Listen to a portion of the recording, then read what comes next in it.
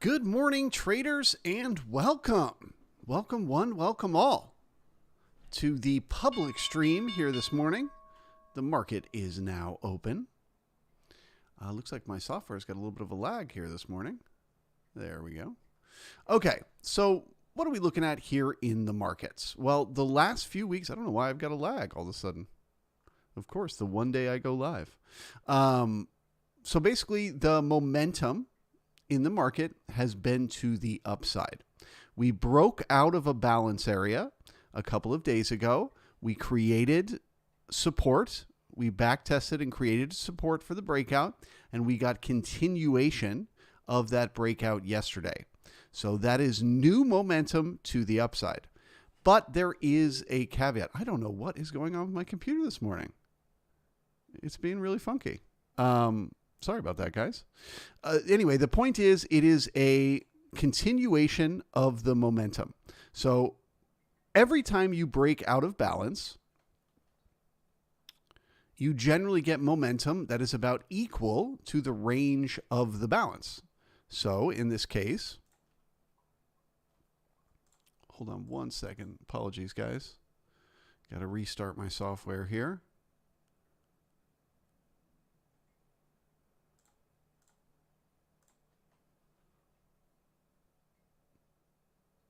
Okay, so this was the balance area that we were inside of, okay? So generally speaking, when you break out of balance, it lasts about as long as it did.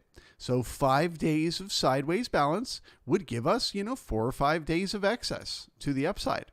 However, the other caveat to it is it often gives you a range that is about the same size, okay? So the fact that we have already far super exceeded that distance, we've already gone way further than we need to as a breakout from this balance, increases the odds in my mind that the market needs to pull back and backfill some of this excess that we've created to the upside.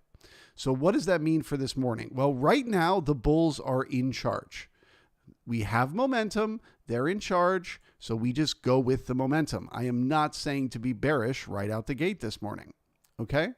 As long as the bulls can hold the momentum, we should stay bullish.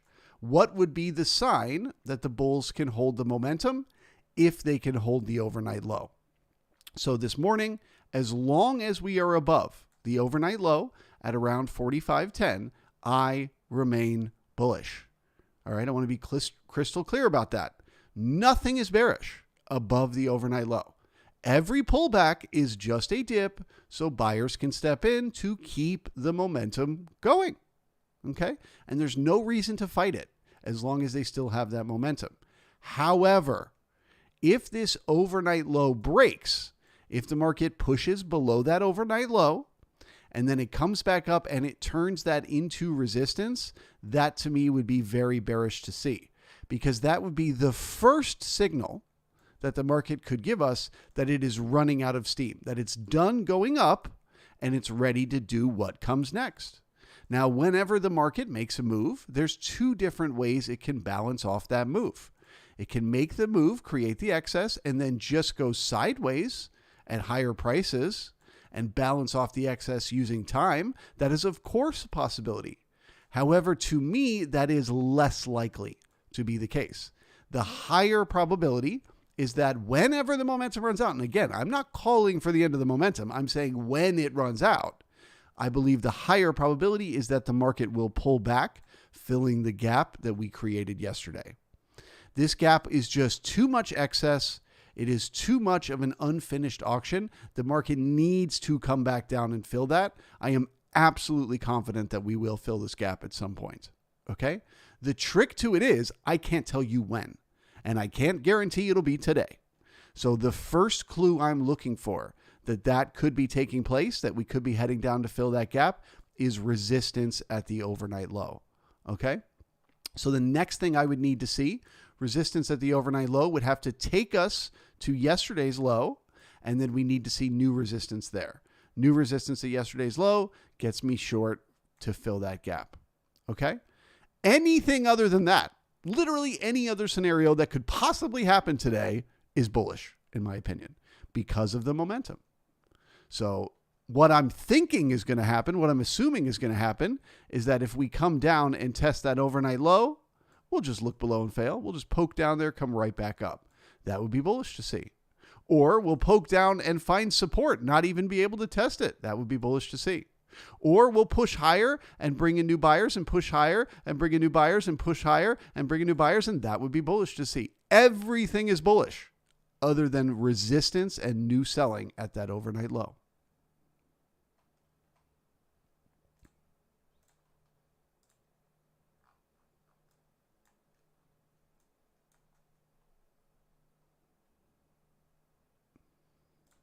Okay, so the market is open. We are above the previous day's range, so that is bullish to see. It increases the odds that the market is going to continue higher today. However, we left behind a weak low, so we likely need one more pullback into yesterday's range to make good, solid support. If we get that support, it is bullish for continuation.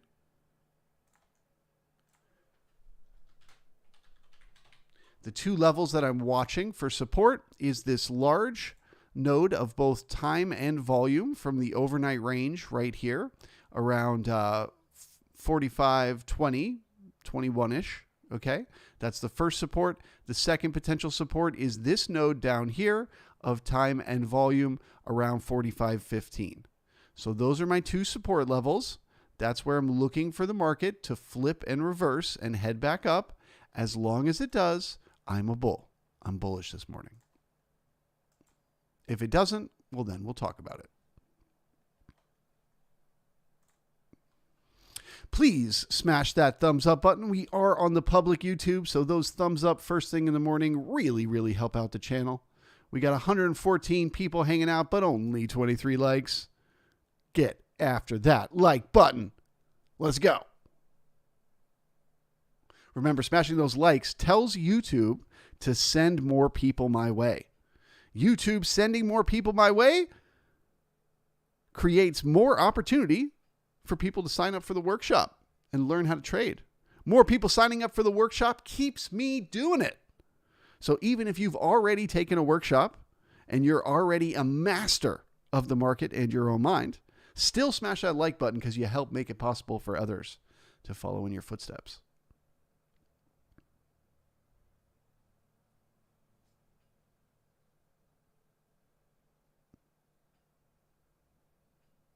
Good morning to Andrew, DNK, Pavel, Jack, Gino, Nap, Tony, Philip, Laura, Dean, 200 dogs. Tony says, good morning, soft PPI and VIXpiration. What does today bring? So my response to that was, the answer is something different every time. The market is random. This is a point that I make to constantly remind you guys, because there's always new people joining the channel that haven't heard this spiel before. But trying to day trade based off of fundamental information is a fool's errand. It will never work because the market's reaction to fundamental information is always random. It is not the information that matters. It is not what the CPI numbers are or any of that type of stuff. It is how the market is leveraged prior to it, okay? So if the market is heavily leveraged short and then the news is bad, the market won't go down. It'll go up because there's nobody left to go short. And when people see the price doesn't go down, they start to cover those shorts and instead it goes up.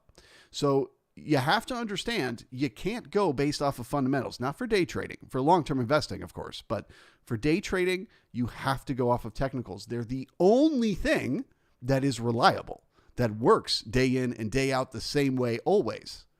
The way you read a chart will be the same in every market. The way humans react to news will be different every time. So food for thought.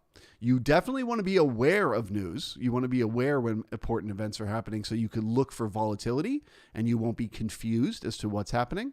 But you don't ever want to try to use them as a predictor for what's to come next because there's no consistent way to do that.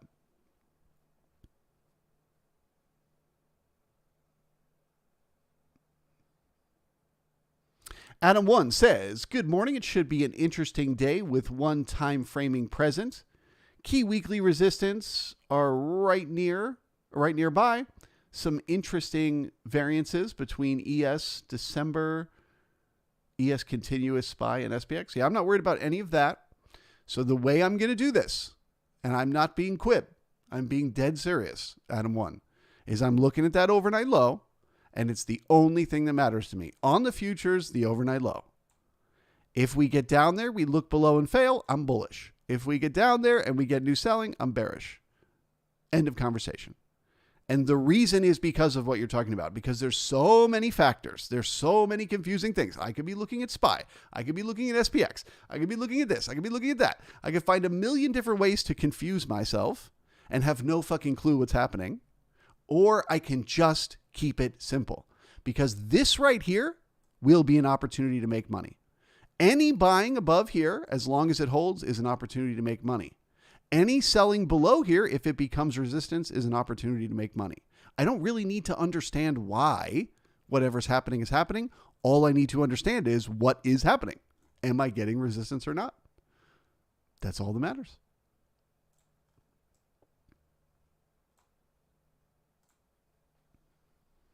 Oh, the sweet, sweet simplicity of the two-way auction process.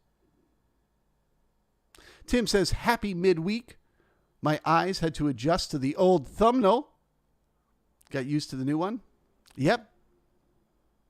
Swapped out the skeleton face for my face. My apologies.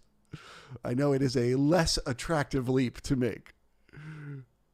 All right, so the market's coming back down for that week low. Again, we are looking for support just below it, right here, around 45.20. And a bounce back up above yesterday's high. That would be bullish to see, if we can get back up above yesterday's high. If not, we need to pull down and test the next support around 44.15. Look for buyers there.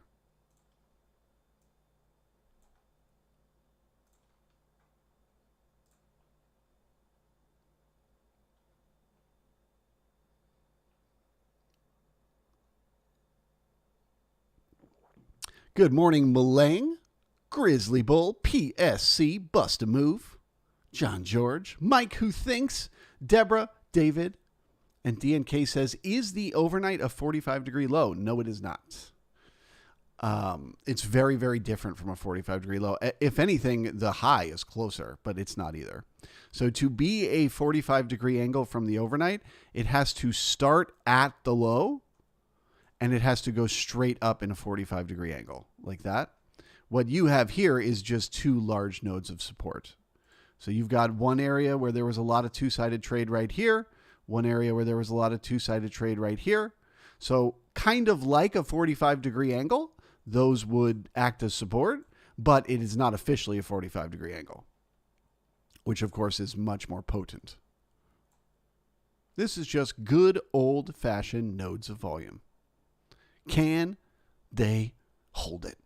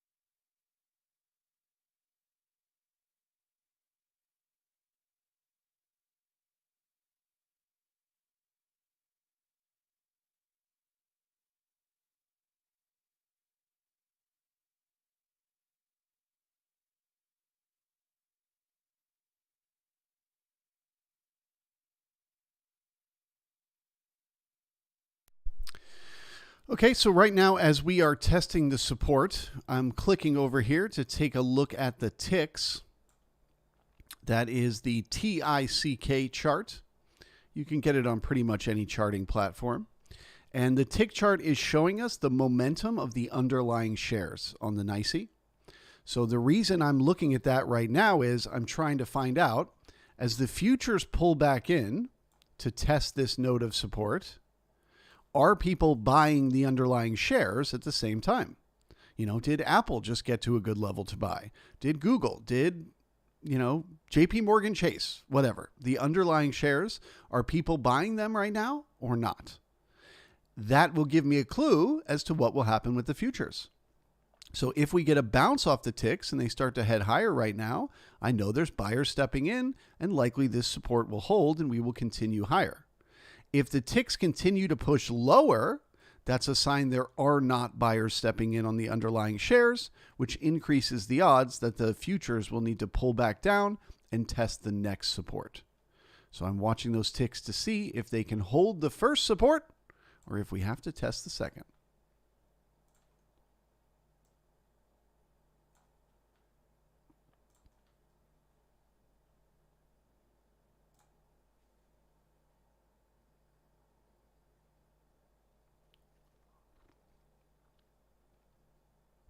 Malang says, Charles, can you please enable the VPOC on your Bookmap chart? The volume point of control on the Bookmap chart? I'll think about it. I don't really need it personally. So remember, my thing when it comes to technical signals is I don't want to put too much on a chart because then it starts to become a distraction. There's too many things to look at. And I feel like my Bookmap chart already has a lot on it. But I'll consider it.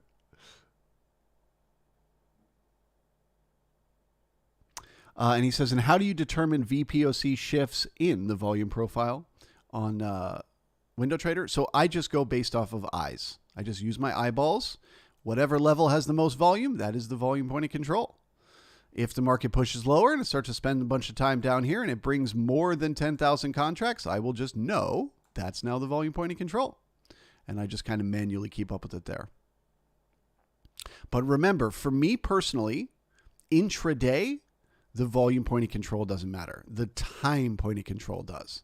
Now, the volume point of control matters from day to day. As a matter of fact, I can mark the VPOC from yesterday as a potential target today if that overnight low breaks. But as far as intraday today, the only POC that matters is time.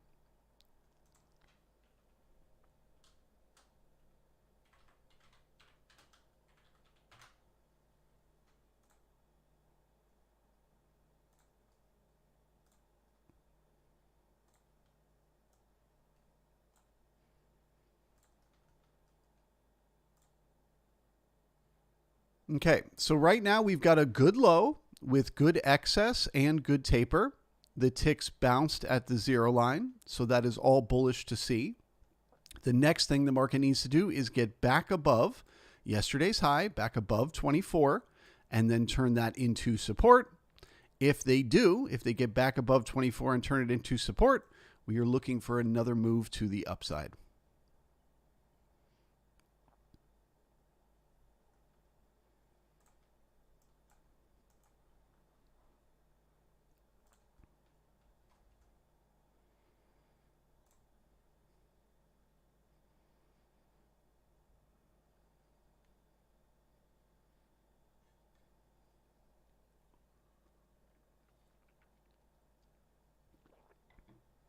Good morning, Nor Auto Trader. DNK says Nasdaq still has a gap. Has a gap from today?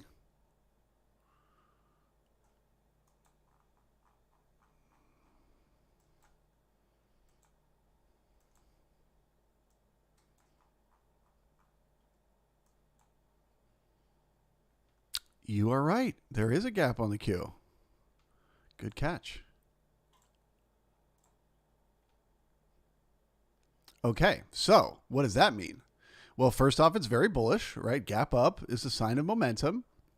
And as long as they hold that gap and go, it is bullish. So the same way I talked about the overnight low on the ES, the same way I said, testing that overnight low and either looking below and failing, pulling right back up, which would be bullish, or looking below and going, getting new resistance and continuing lower would be bearish. I would say the same thing about the gap fill on the NQ. So they are likely to try to fill the gap. If they cannot, that's just as bullish as it gets. That's a gap and go. Or if they fill the gap, pulling back down to 15,918, and they find support there, that is bullish for continuation higher. However, if they fail the support at yesterday's high, if the gap fills and it continues down into yesterday's range, that is less bullish to see and increases the odds they will test that overnight low. So you want the buyers to hold right around yesterday's high for a continuation to the upside. But as of right now, they are. It is a gap and go, good excess, good taper. Can they hold it?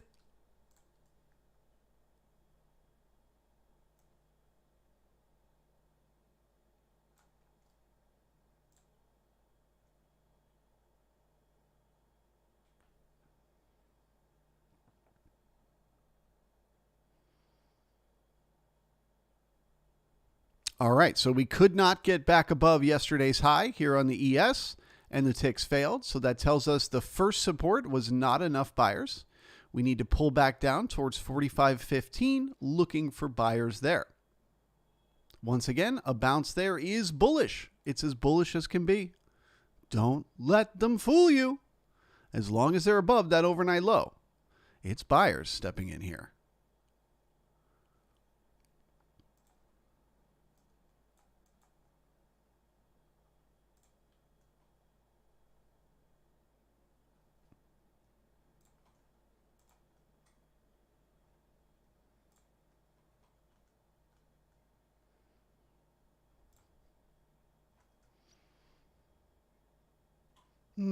Chopping broccoli.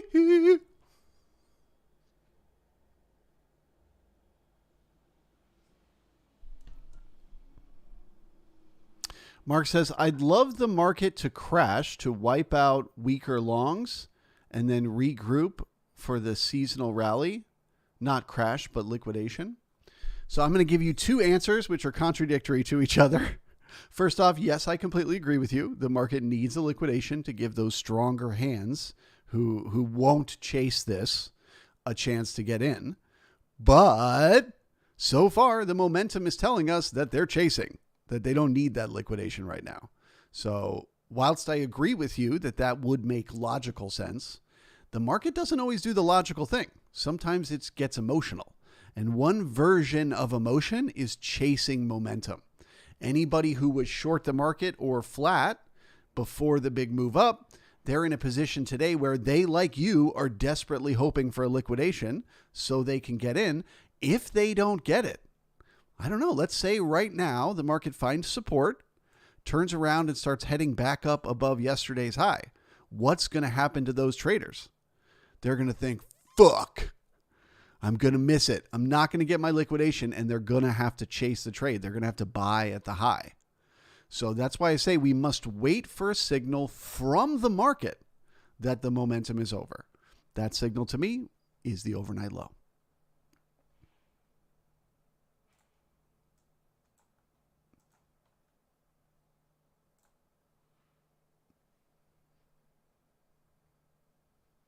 Design Knob in the house. What's up, Design Knob? Been a minute, bro. Good to see you.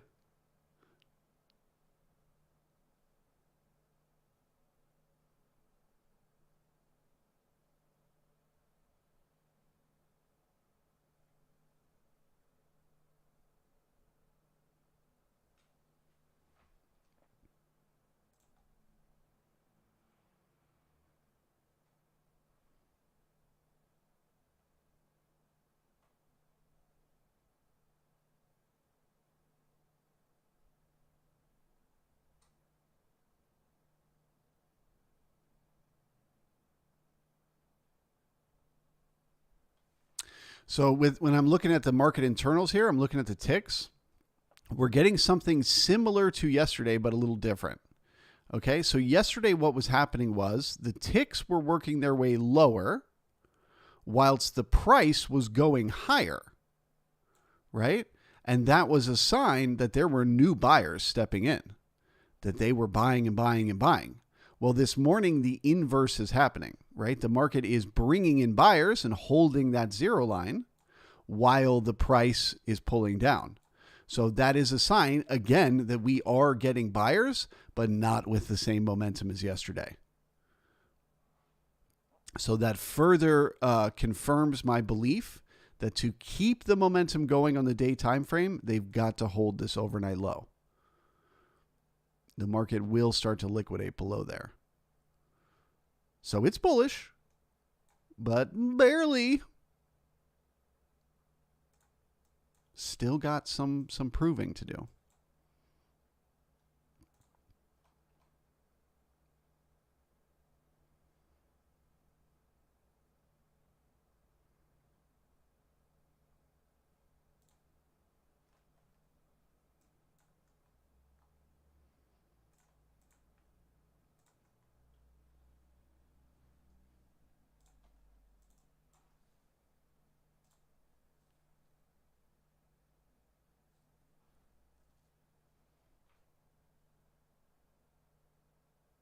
Design Knob says NQ is getting ready to go pew, pew, pew.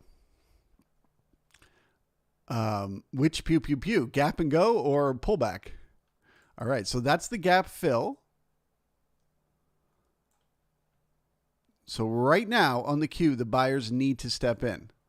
They need to step in and push. They're doing it as we speak. They need to push back above yesterday's high, back above 15,920, and then bring in buyers there and keep it going to get back through the opening price. If they do not, the more time they spend inside yesterday's range, the more volume they bring in inside yesterday's range, the more likely they will need to test their overnight low. Okay, and as I said, same with the ES.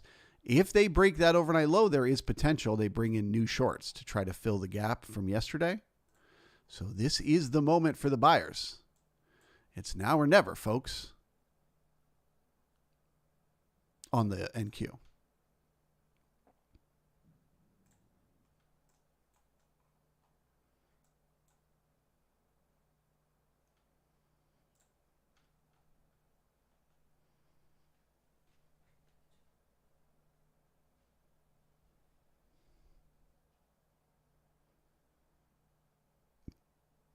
Mark says also a mere 250 point gap in the NQ. So the one thing I will say, just as like a little caveat to kind of, a feather to put in your hat and keep track of for later. Trades that are very obvious. This has just been my personal experience. Trades that are really, really obvious that everyone in the world is looking at almost never work. Okay? So a trade like that, a trade where you're like, okay, the NQ left this huge gap. We have to fill the gap. It never fucking works. It never, ever does it. What it'll do is it'll partially fill the gap one day and then reverse and shoot right back up. And then it'll look like it's going to create momentum to the upside. And then 3 days later, it'll come back and take out the gap in the overnight. It's like whenever the trade is that obvious that you have this humongous gap that you created, taking a trade to literally just get a gap fill almost never works. So that's the only caution I would give you there.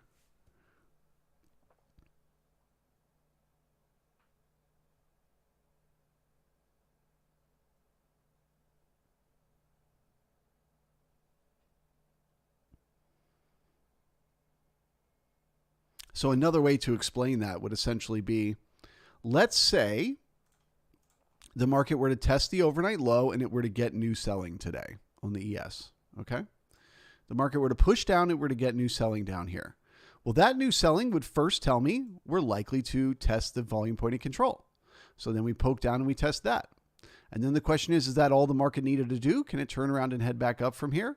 If not, with new selling down there, I would look to head and test Friday's low. Yesterday's low. New selling at yesterday's low would absolutely be bearish to fill the gap. But guess what I would not do? I would not just get short, put my take profit here and walk away. Never, ever, ever. It would be sell the rip, buy the dip situation. So I'd see that resistance, I'd go short, and I'd take profits at the next support. Boop, boop. Then the market would come back up. I'd sell the resistance. I'd take profit at the next support. Boop, boop. And I would do it like that on the way down rather than just getting into one short and trying to get the whole move to fill the gap. Because in my experience, trades that are that obvious, you know, you make a new low on the daily and you have a big gap, it's too easy. And when it's that easy, the trades never work. So food for thought. But obviously right now we shouldn't even be thinking about it because we're still above the overnight low and the market is still bullish.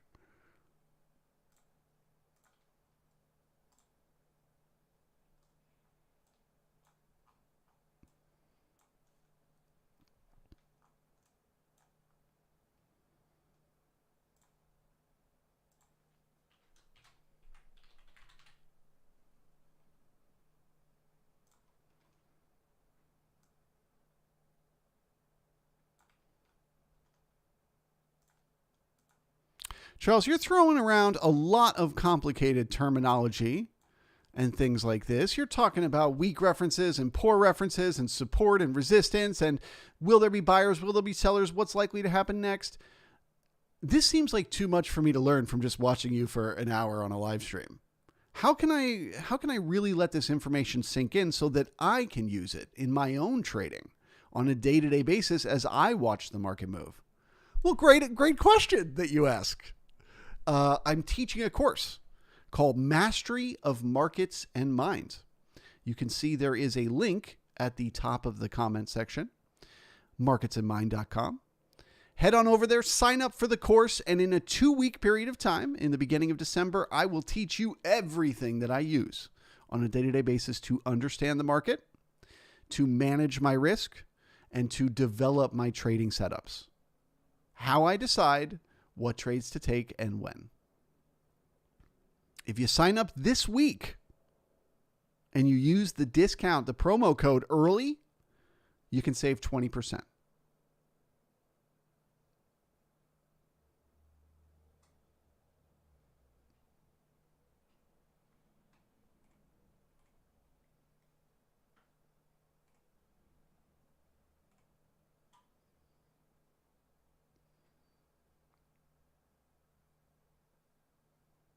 Good morning, Peter.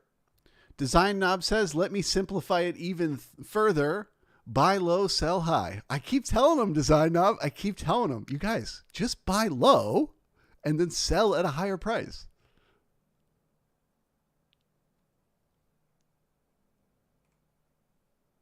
Like buy it, and then when the market goes up, sell it.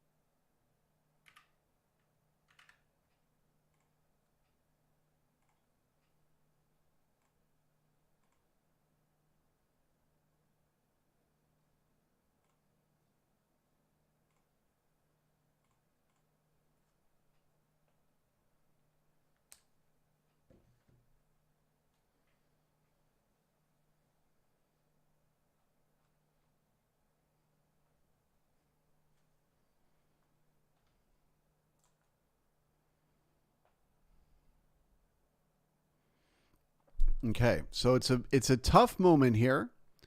This is a chop zone where we are playing tug of war. But so far, the signals are bullish to me. Again, good low with good excess and good taper. Ticks still holding the zero line. but they haven't done the next step in the process, right? That's step one, make a good low.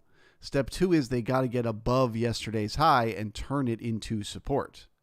They have not been able to do that yet. So right now it feels like we need more chop.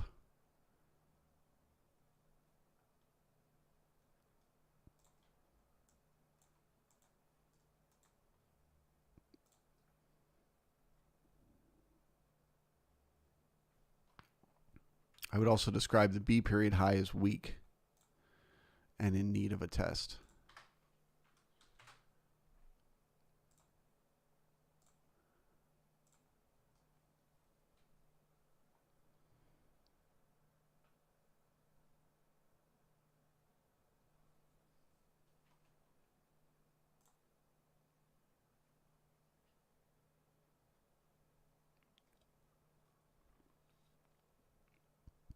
David V said, I've heard people say it could go up.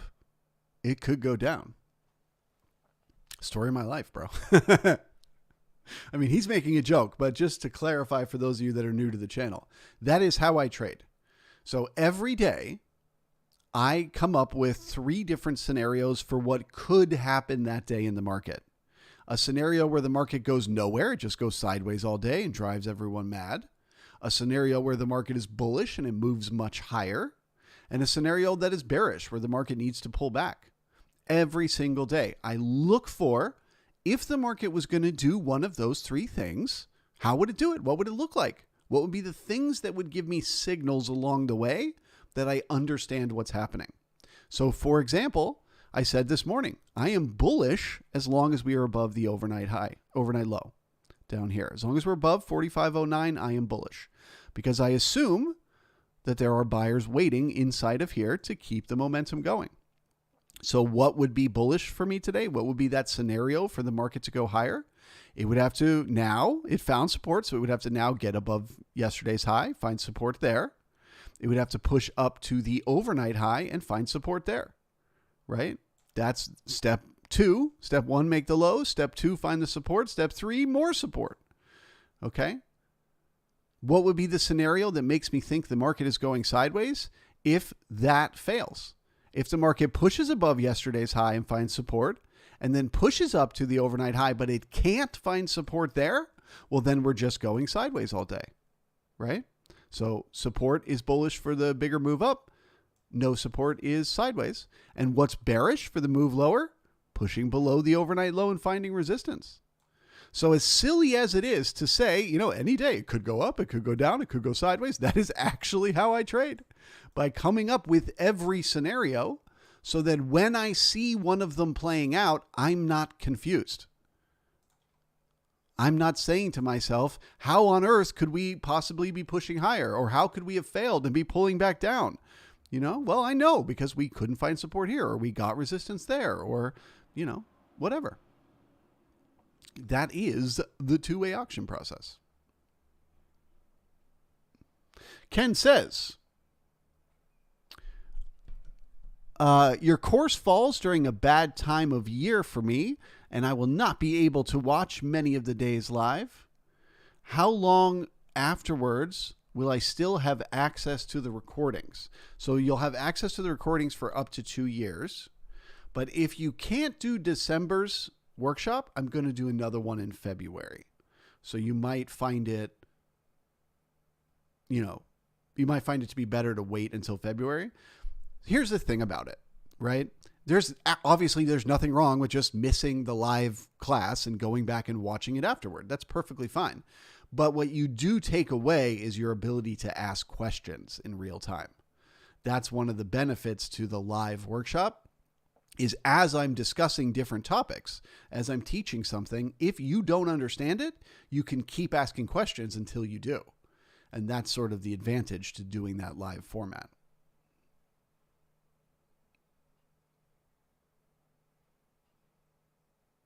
We got 147 people hanging out, only 81 likes. If you want the market to find support here at yesterday's high and continue higher, to test the resistance up around 38, smash that like button now.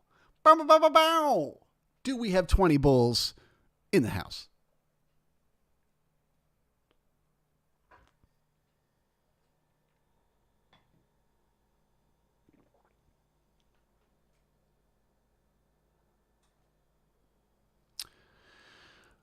Chat says, do you teach volume profile and order flow in your upcoming course? Yes, sir. So I teach my version of them, right? I will teach you how I use volume profile. I will teach you how I use the Bookmap, and I use the, ever-changing liquidity in the market as a signal for what is happening. I will absolutely teach those things. I'll teach you everything that I use. No secrets will be kept. What you may be surprised to find out, though, is that my system is very simple and that there's not a lot to it.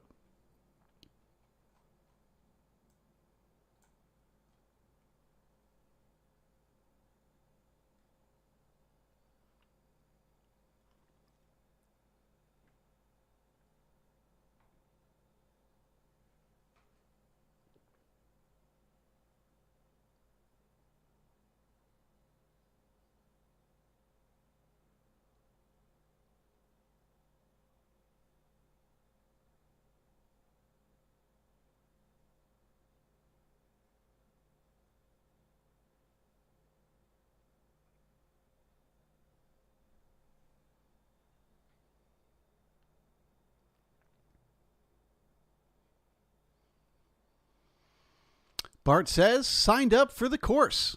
Can't beat the price for good education. Simple as good. I agree, Dean. And Bart, thank you guys. But you think I'm joking. I'm dead serious. It's a problem for a lot of people. They want complicated, complex systems. They come to you and they're like, I'm looking at the treasuries and I'm comparing how they're moving to the DAX and I'm looking at the underlying and they're like explaining all this shit. And you're like, okay, man, like you look at all that. I'm just saying, are there buyers at yesterday's high? Like that's all I'm looking at. Does support step in here? So you look at all that stuff. I'll just look at the simple thing I look at. And for some people, they can't do it. They can't simplify it. They got to make it complicated. It's the weirdest thing.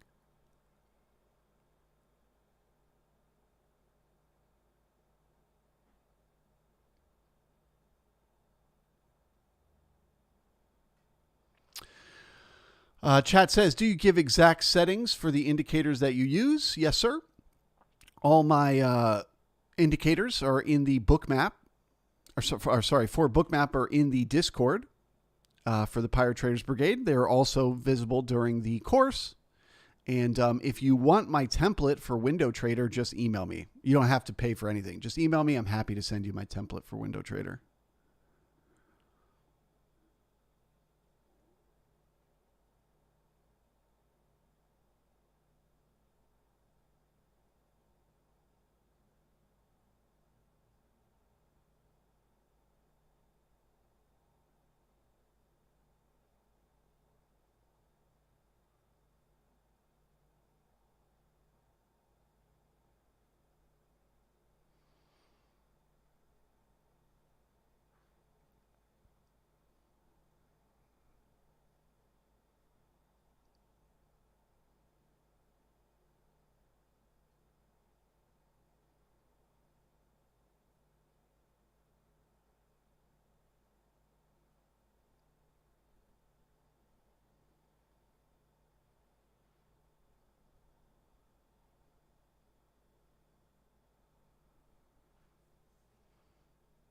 Okay, so we're back above yesterday's high.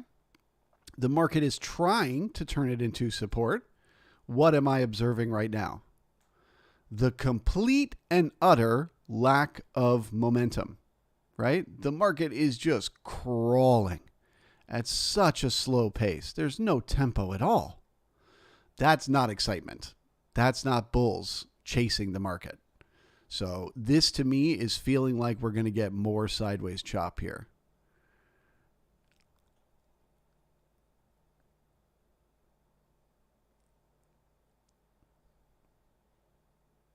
Feels like we may need a very fast liquidation into this area around 45.14 to truly get the bounce. Because this slow grind just ain't bringing in the buyers.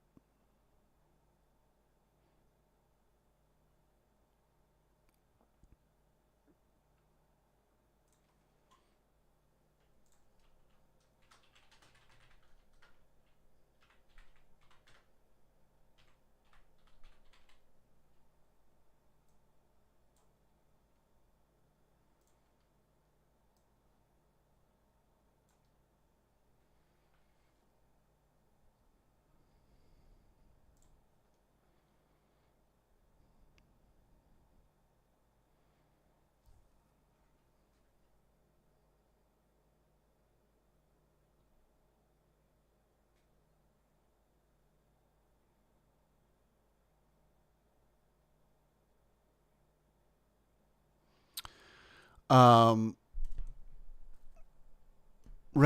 says, why you never talk about who is controlling the market, what the competitors do, if the market is too long or too short, like Jim Dalton does in every video.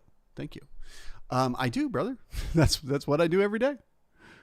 I might not use the exact same words that he uses, but yes, that's what I talk about.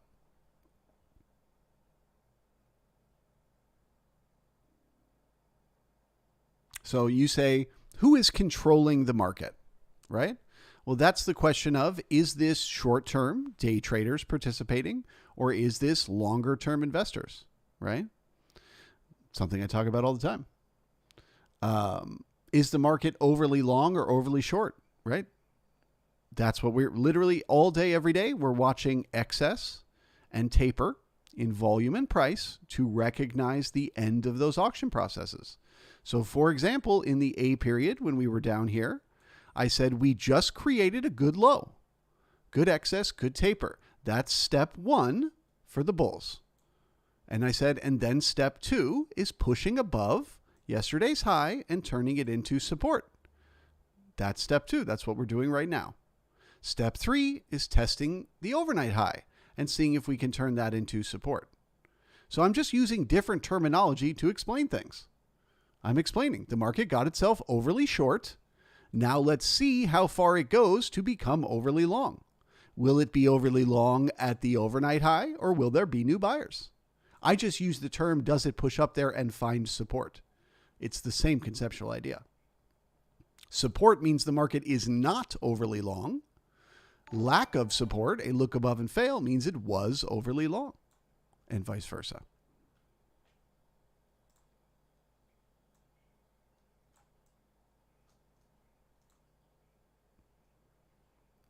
Okay, so the market created a poor high here in the B period. That increases the odds that the market will push away from the poor high, looking for support, and then come back to repair it.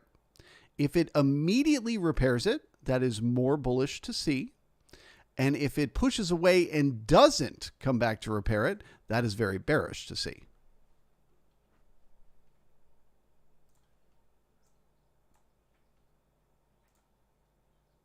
The high remains poor.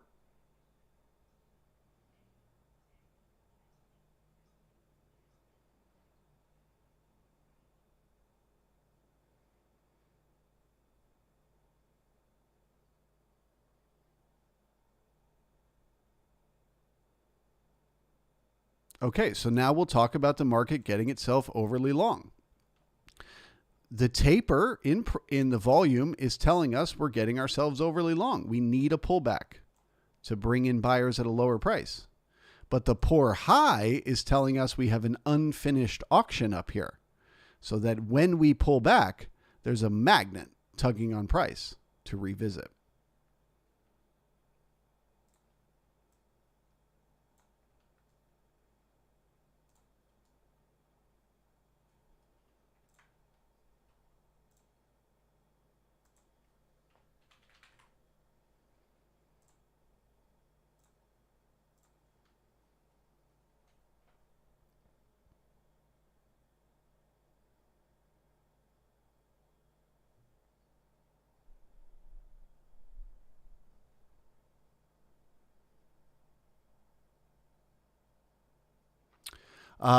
Christoph says, to apply the knowledge of your course, I need to have Bookmap, right?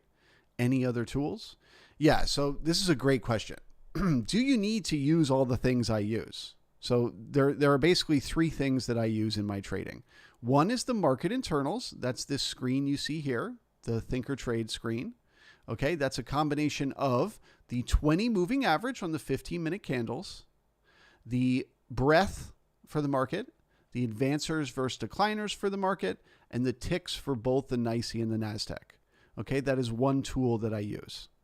Then I use the Bookmap, which is the order flow tool that shows me where the liquidity is live in the order books and how it's changing. Speaking of which, very bullish, by the way, right now. And then the last one is the market profile, which is how I study the price action.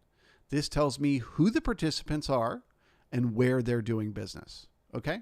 You don't have to use any of these tools that I use. You could take my course and not even use Market Profile, and you would still learn from it. Because what the course teaches you is, one, how to understand the two-way auction process. The two-way auction process is happening no matter what tool you look at. Whether you're looking at VWAP, or you're looking at Ikamudu Cloud, or you're looking at just plain candlesticks, or whatever you look at, it's all showing you the two-way auction process. So learning to understand that process, learning to understand where the market will find support or resistance and what to expect when it does, that's going to be the same no matter what tools you use. Okay? And then the other part of the course, which is probably honestly the more important part of the course, is about psychology and risk management. These are the things that stop most people who try to become professional traders from becoming professional. They can learn to read a chart. They can become an expert at reading a particular tool, the best in the world at it, and never make money as a trader because they just don't understand how to manage their own personal psychology, their decision-making mechanisms to enter a trade. They don't know how to develop a system, how to make it better and improve upon it. And worse of all, they don't know how to manage risk. They don't know how to make it so it doesn't matter whether you're right or wrong. That's why I'm successful as a trader, plain and simple. It is not my ability to be right most of the time. Okay, I'm wrong half the time. The reason I make a living as a trader is because I design my system with risk management that guarantees that as long as I'm right at least 40% of the time, less than half, as long as I'm right at least 40% of the time, I will make money. I will be profitable because my system is built that way. It doesn't require me to be right. It doesn't require me to know what's going to happen. It just requires me to use discipline and only take the A+ setups and only take them with good risk reward. So that to me is the most important part of the course because that's the one that took me years and years and years of losing money to learn. That's the one that the only way I ever figured it out. It didn't come from a book. It didn't come from a guru or a mentor. It came from me losing money day in and day out and analyzing my decision-making mechanisms obsessively and figuring out that no matter how hard I try, I will only be right half the time. And I've got to make a system that makes me money when I'm right half the time. And that's what I did. I'd love to teach it to you. marketsinmind.com.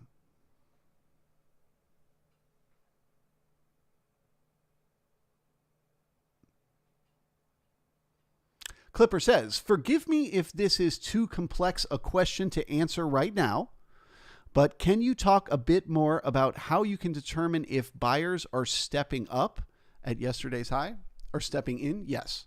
So this is basically the idea, right? Start with the premise that the buyers are in control, right? Start with the premise that the market is going up right now. How do we have that premise? When the market creates momentum. So there's different ways to measure that momentum. One way is breaking out of balance. Okay, so this was balance. We broke out. That day was the day the market told us it was likely to go higher. That day was the day the market told us the buyers were in charge. So the buyers got a move yesterday. That confirmed that the buyers are in charge. That confirmed that they are in control of the market, that they are doing what they want to do. So then I watched the overnight range last night. What did the overnight range do last night? It explored much higher prices, but it didn't even pull back down to yesterday's POC. It literally didn't even get back to the fairest price to do business yesterday, which means what? There were buyers waiting. There were buyers waiting in here around 45.15, and there were buyers waiting in here around 45.20. So what does that tell me? They're still in control, right? They pushed the market all the way up to here, and there's still more buyers. So guess what they're got to do? They got to keep it going, right? The buyers have got to be in control of the market. So I'm saying to myself, okay, cool. I checked off that box. The market is still bullish. It still has momentum. So what does it need to do intraday to prove to me that it still has that momentum? Well, it needs to create support at yesterday's high. because anybody who was going long in here or anybody that was going long in here, yesterday's high is the level they are watching. If the market opened this morning and it pushed above that high and it stayed above it, what are those buyers thinking? Well, great. Let me stay in my trade. Let me be long the market and make all the money I can make to the upside. So their momentum stays in the market. But what would happen if these levels broke? What would happen if the market pushed down here, it got through the support and got all the way to the overnight low? Well, then all these buyers would quit. They'd get stopped out. They'd be like, fuck this, I'm wrong. I shouldn't be long anymore. And that would cause the market to pull back. So that is how I'm measuring the momentum. I'm saying, who are the buyers that are long the market right now? Where did they get in? And then what thing would they need to see to convince them they are wrong and that they should exit their trade? For today, that is the market failing to hold yesterday's high. That is the thing that will prove to them they're wrong. Now, as the market works its way to the overnight high, it's the same thing there. Once we get up to the overnight high, maybe all these longs take profits. Everybody who went long in the overnight, everyone that's going long right now, maybe they all take profits at the overnight high. So what does that mean? Well, then the buyers won't be in control anymore and the market will pull back down. So, okay, that's the conceptual idea of understanding buyers stepping in, where, and why. So then what am I literally looking for on the chart to see it? 3 things. First, tempo, the speed that the market moves to the level, and then how much time it spends at that level. Does it just go there and instantly push higher? If it comes back down, does it just boop, bounce right off and instantly go higher? Or does it grind? Does it push up in and grind and grind and grind and grind and then go higher? Pull back down and grind and grind and grind and grind, right? How does it react? That's tempo. That's the first thing I'm paying attention to. The second is volume. How much volume steps in? If we look at the volume for the current 30-minute TPO, okay? That is this volume profile right here. And we look at the low of that volume profile, what do we see? From the opening price down, the lower the market went, the fewer and fewer people traded. Only 300 contracts traded here, 1,500 here, 3,000 here, 3,500 here, 4,900 here. Okay? So that taper tells me that there's no more business down.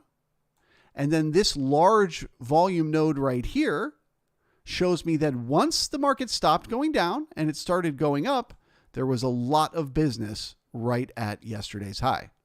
So that's volume. So step 1 is tempo, step 2 is volume, and then the last thing I use is the ticks, which is a market internal that you see over here on this screen.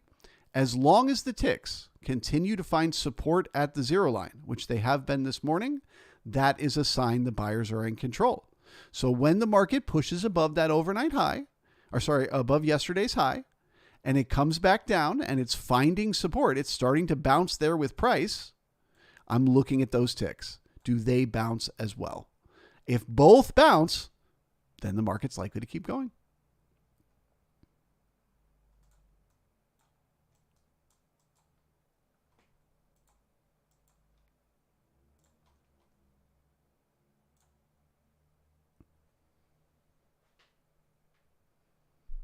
He says, is this too complex a question? No such thing.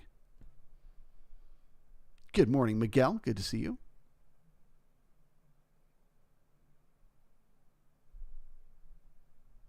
DNK says, if we can get above the A high, we might get short covering 100%. So at this point, what are we thinking about the sellers, right? Anybody who was shorting in the overnight, they shorted up here, they shorted in here. Anybody that's been trying to sell so far today, down here, what are all those shorts thinking right now? Uh-oh, market keeps going up.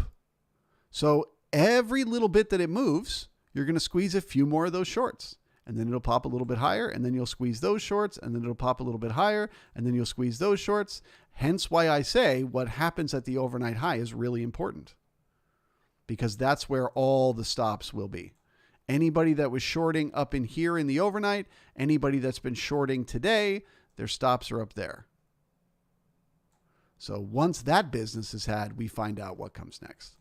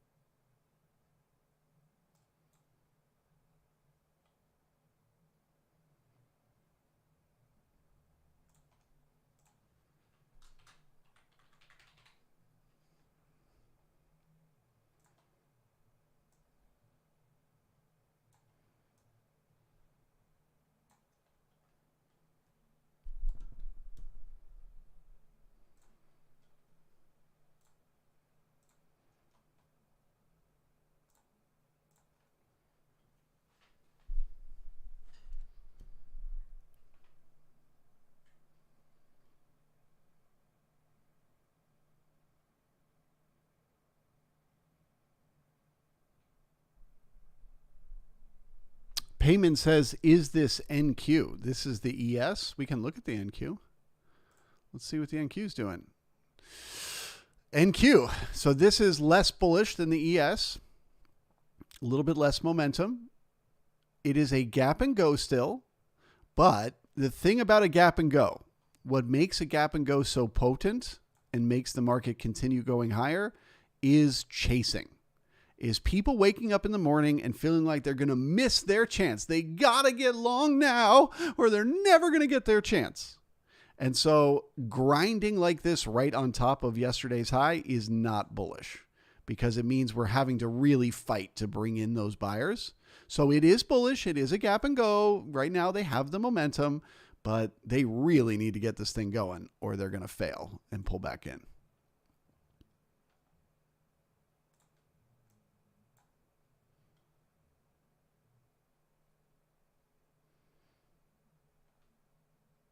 Next step for the market, they got to hold the overnight high at 15,920 and then get through the opening price, 15,957. That would be a sign they can keep the momentum going higher from this gap and go.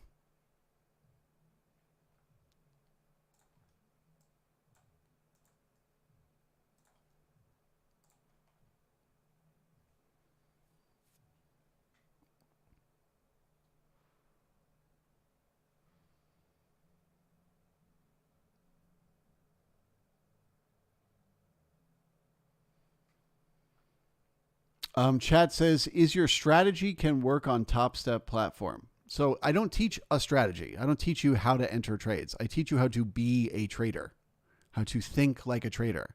So whatever rules Top Step makes for you, I don't know why on earth you want to do that to yourself, but if you really want to add those rules to your system, go for it. I will teach you how to add those rules as part of your system and find something that works.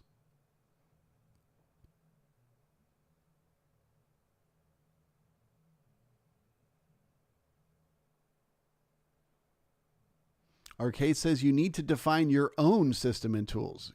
Exactly.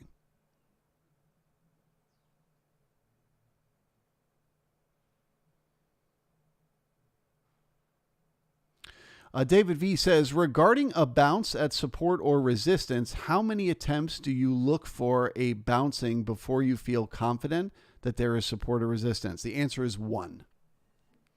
I have a level I'm watching. If it bounces one time off of that level, that was support. Now, how good of support, how strong of support? Well, that I got to give it a second and see. But yes, the moment the market bounces off of a level, there was buyers, right? That's the point. So for example, if there are, buyers waiting to step in here and here, the market should come down and go boop and bounce right off of it.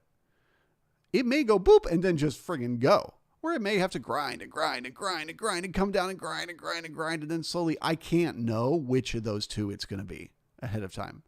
But as soon as I see that first bounce, that is support. So then it's a question of, can they hold that support?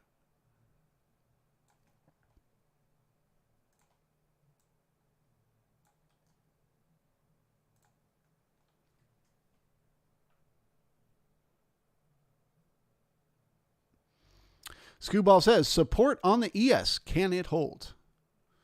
We will see. Price action is saying yes. Tempo is saying no.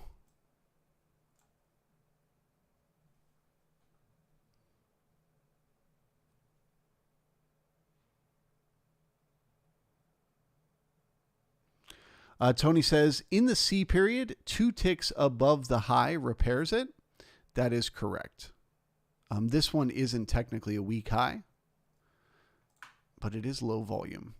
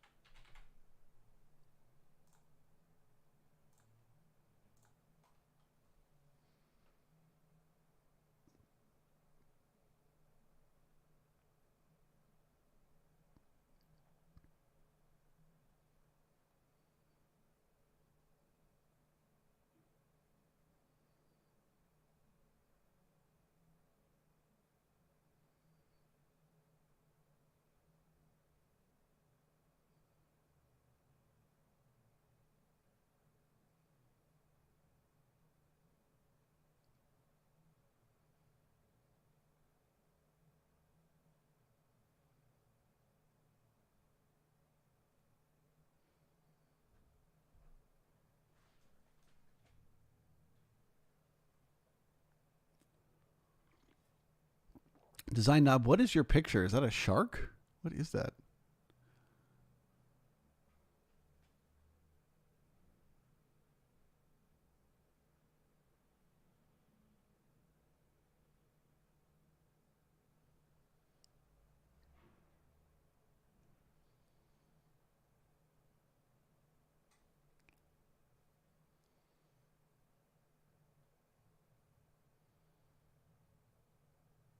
Oh, it's a dinosaur.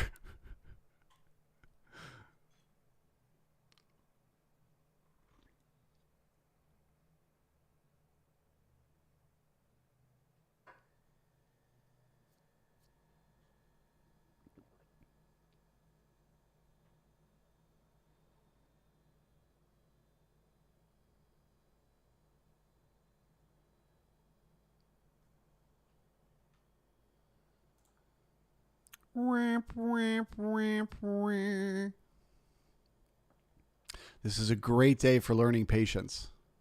So right now, all the market generated signals are bullish.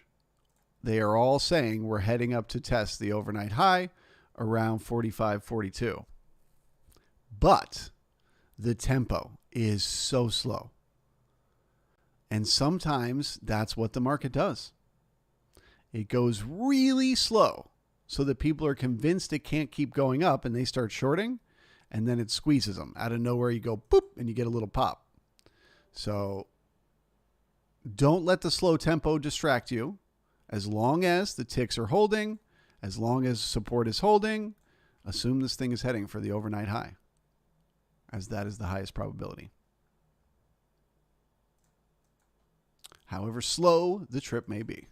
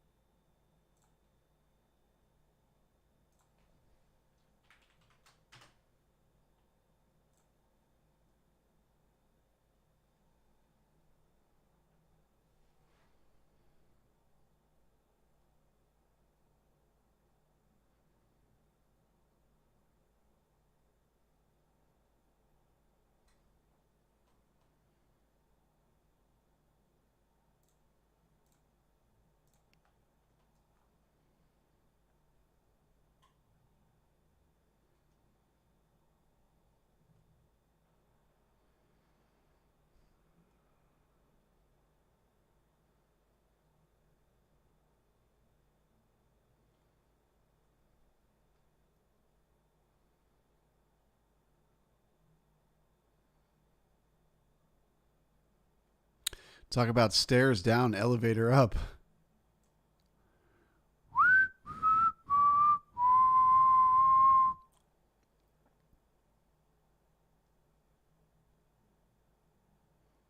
Five weeks down, 2 weeks up.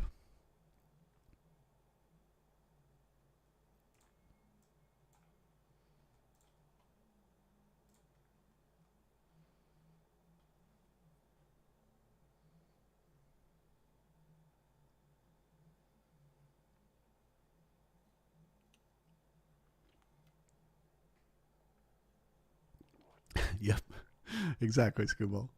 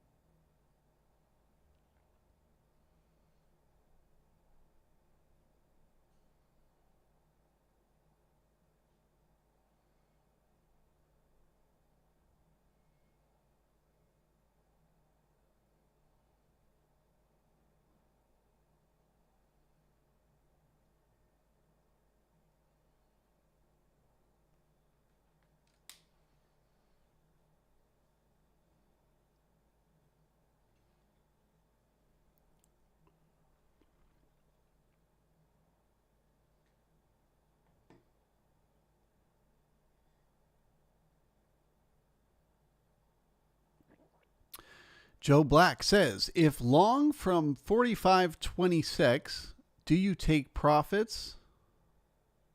Do you take profit, get out, stop, break even? 45.26. No. If I was long from 45.26 right now, I would have my stop below, but basically at like 21. I'd have my stop down here because I'm expecting this support to hold, right? So why would I want to get stopped out right where the market is supposed to find support and continue higher? That doesn't make any sense. So for me personally, with my way of trading, I would just wait. I would just sit in the trade and wait with my stop down here. If you can't sit in your trade and wait, I would move my stop up to like here above my entry, but then put another order in to get back in. So it's like lock in small profits, re-enter again. But again, that's not me personally. That's not how I do it. I would just stay in the trade and wait for it to work. But you never want to get stopped out of a trade right at the support, right where the market is going to reverse higher. You just have to accept that maybe it'll come back down again and then go. Who cares? You'll make the same money. Just stay in the trade.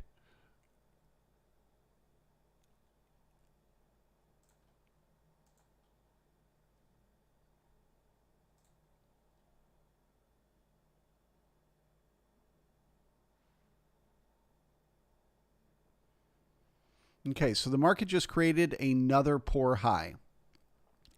If you recall, when it created the poor high in the B period, it barely pushed away at all and it instantly repaired it.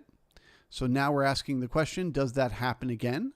Do we instantly push up and repair it, or do we need that larger pullback down into support to come back and repair the poor high? What's it going to be? Repairing the poor high, getting the C period a point above the B period high, will likely bring in some short covering, as sellers from the A and B period will have their stops waiting just above that B period high. So you break that B period high, you get that pop, boop, when you take out all those stops. That is the beginning of a trend. So the question becomes, does that move bring in new buyers who start to chase the market as it moves higher?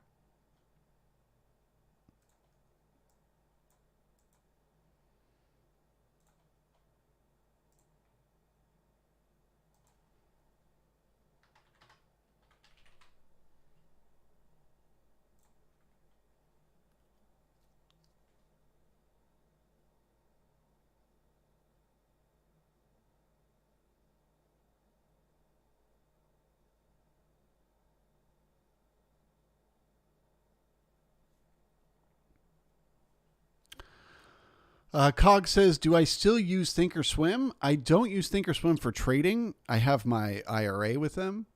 But for day trading, I don't. Just because their fees are too high on MES contracts to justify it.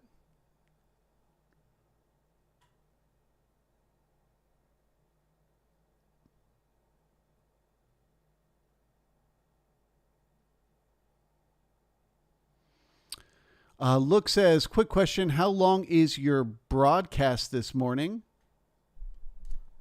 Live Dalton's market profile theories and your content? Oh, how long will I be live streaming today? Until I feel like stopping. Probably another hour or so. Let's see what happens at the overnight high. If we get a look above and fail of the overnight high, I'm done for the day. I'll be taking the rest of the day off. If we poke up there and we don't bring in new buyers, I'll be done for the day. But if we poke up there and bring in new buyers, I'll hang out and see how far they can push it. Okay, the high remains poor.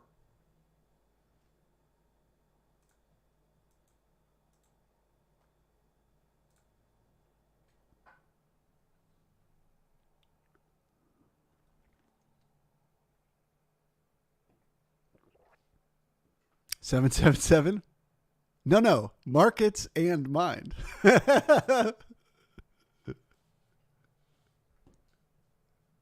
You may have just given away where I got the idea for my new course.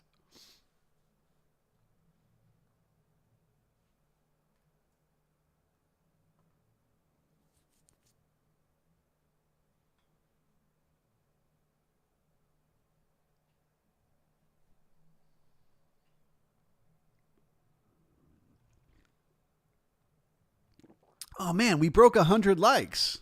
Boo, boo, boo, boo. Thank you guys. I didn't even have to ask. I appreciate you so much for that. Okay, so there's the repair of the poor high.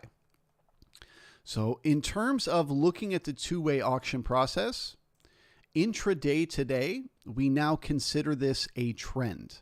The market is trending higher. What does that mean? It means that the C period breaking the B period high has confirmed the question we've been asking ourselves all morning, which is, are the buyers still in charge? They've been in charge. They were in charge yesterday. They were in charge in the overnight. Are they still in charge today? Well, now we've confirmed it. They are officially in charge. So that further increases the odds that the market will want to test the overnight high. And it gives us an excellent way to know when the momentum is over. So from this point on, the goal for the bulls is to stay above the previous 30-minute TPO's low. So the C period wants to stay above the B period low. As long as it does, the bulls are still in charge. The bulls can step in and buy anything in here and take the market way higher. And it wouldn't even surprise me a little bit. Okay? As long as that C period low is above the B period low, they can keep pushing it higher. It doesn't mean they will for sure. It's not like a guarantee, but it just means they can. And so we should be either long or flat. We should not be trying to short this right now because they could push it all day, right? And then when we print the D period, the same thing is true. So let's say we print the D period, we poke up to that overnight high, we come back down. As long as the D period remains above the C period low, they can keep it going. Same thing in the E period and the F and so on. As long as we continue to one time frame higher, as long as each 30-minute TPO makes higher lows, the market can keep going higher. It can go all day long. It will shock you how far they can push it. If you weren't using one time framing as a signal, where was it? In here, you probably got roasted, right? So this market started one time framing lower. It went nowhere. It instantly got cessation. But then it broke out to the upside. D period got above A period I. E period low came in and confirmed the support. From that point on, if all you did was say to yourself, I will not short it until cessation, right? You don't even have to go long. You just decide, I will not short it. You could not have lost any money. Any attempt to go short all day long, you would have lost money. Every single one, right? Because the market kept going up straight into the close. So when the market is one time framing higher, you do not want to fight that momentum. You don't want to try to short it. Just wait for cessation, then short it. That's all. And of course, if you want to go long, well, look at that. There was a lot of money to be made. You could have got long anywhere in here, as long as the market was continuing to one time frame. So that is the exact same scenario we are in this morning. As long as we continue to make those higher lows, it will shock you how far they can push it. And don't let the slow tempo fool you. There are stops waiting above the overnight high. Things could start moving real fast up there. So just keep an eye on those lows. Can they keep one time framing?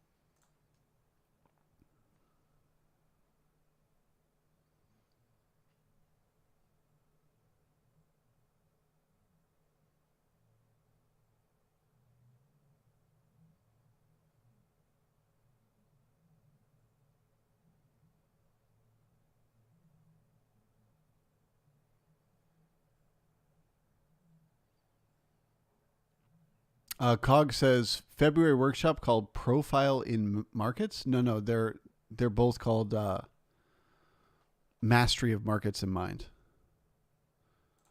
So if you just head to the website, Mastery of Markets in Mind, you'll find on the homepage, you can click on this, and it's the December workshop.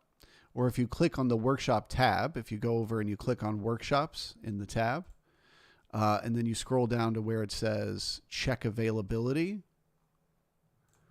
that will show you the other one, the February one. It's misdated. It's February 2024, not 2023. But that's the February workshop. But Charles, it's more expensive. You're going to charge $445? Yeah, that's the other thing. Workshop's getting more expensive next year. Food for thought.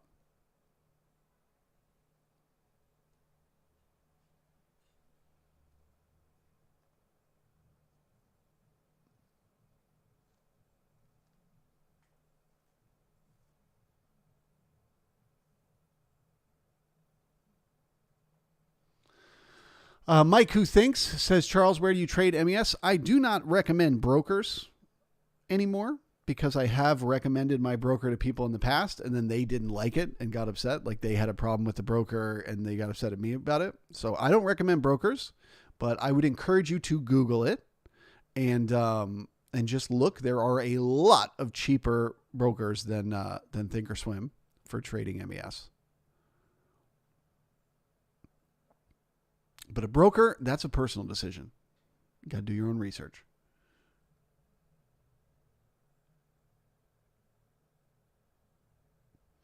Tony says, if we break the C period low, is that cessation? No, sir. We are in the C period. So the C period low has not been formed yet, right? The low we're watching in the C period is the B period low. So the C would have to get below the B for it to be the end of the momentum. Now, once we print the D period here in about 2 minutes, then the C period low becomes the low.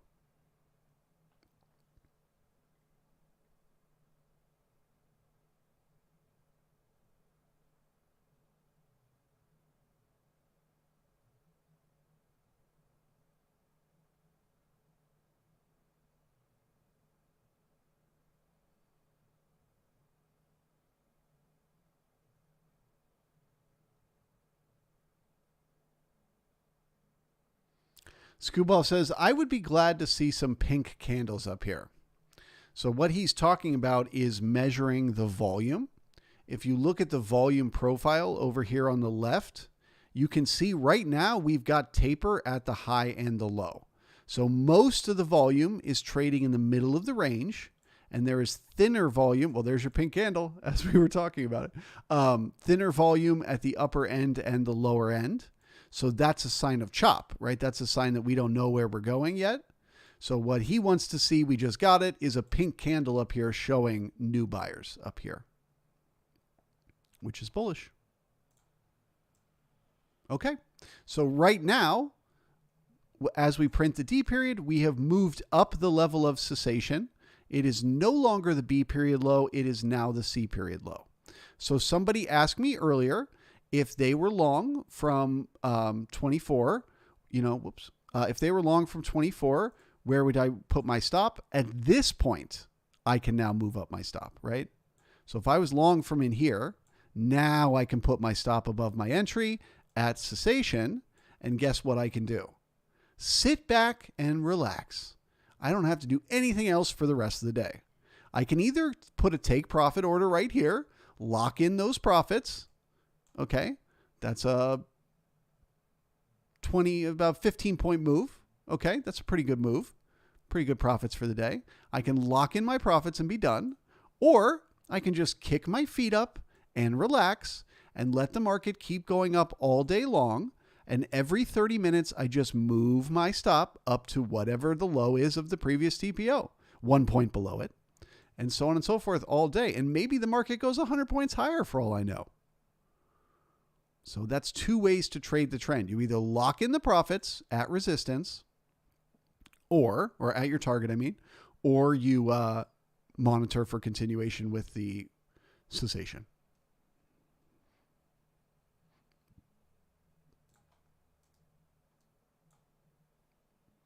Look at that, another poor high. You guys know what I'm going to say. Push away from the poor high increases the odds they will come back and repair it, continuing the momentum to the upside.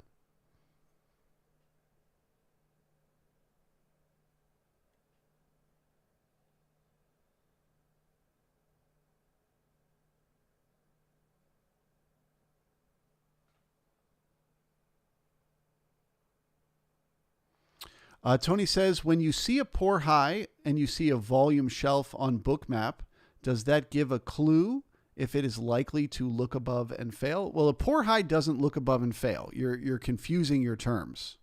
A look above and fail is a level that is sitting in the charts before the market even opens, right?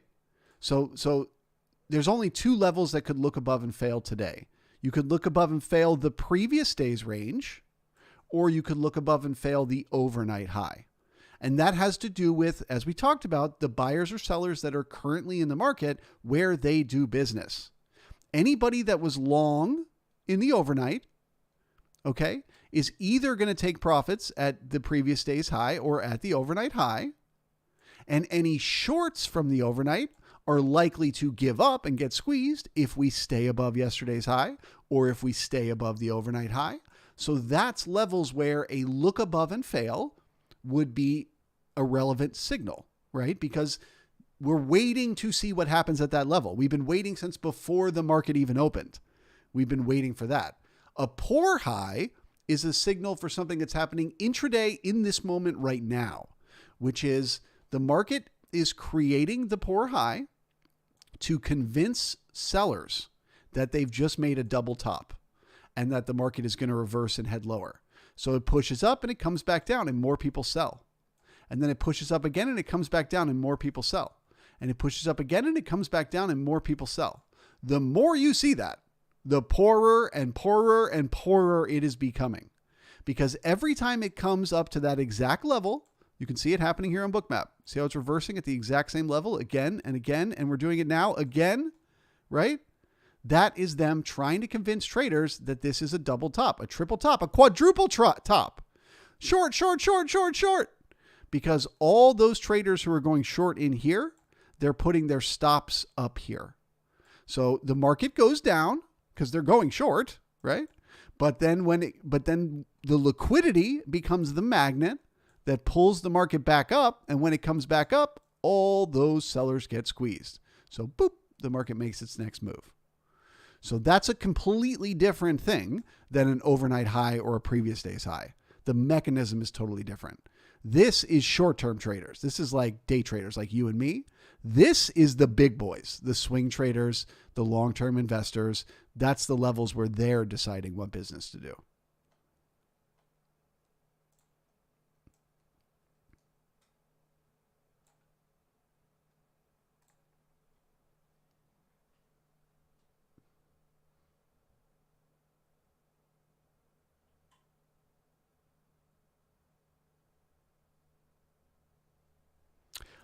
P-Pan says, which do you recommend, the workshop or the market profile e-course? It's up to you. It's the same thing. It's the same course teaching the same stuff. It's just different styles. The e-course is pre-made videos that are short. They're condensed. It's all the information, super, super dense and condensed. And you can just watch those videos again and again and again until you understand it and can use it in your trading. The workshop is more of like a traditional, like college lecture type of thing, where I'm doing 2 hours of a lecture with a PowerPoint presentation and then reinforcing the concepts in the live market for a few hours after that. So it's just, do you prefer to learn in a live environment where you have to pay attention the whole time? Or do you prefer to learn where you can learn at your own speed? Some people, if they try to learn at their own speed, will never do it. They'll be lazy.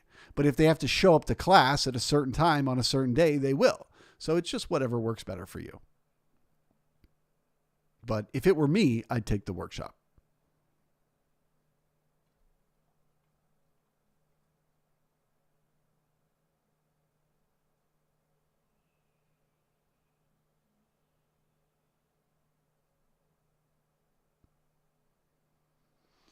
Tony says, is the early special still going? Yes, it is, Tony, for the rest of the week until Saturday. Promo code EARLY for 20% off. Save you $50. And also, for what it's worth, I do offer refunds up until the day before the course starts. So if you wanted to buy it now to lock in the discount and then you changed your mind before the course started in December, I'll give you your money back. So something else to consider. All right, moment of truth for the market. We are back near the C period low. but we've got a poor high. So as long as they hold that C period low, there's a very high probability they come back for the high. That this is just the push away looking for support to come back and repair. Can they hold the trend?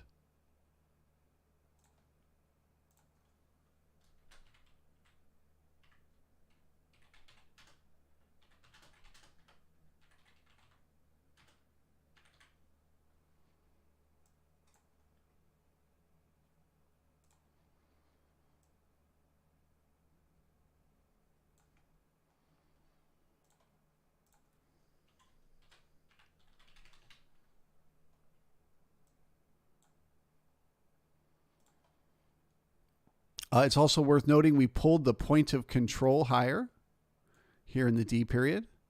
That is a little bit bullish to see. It was down here in the A period.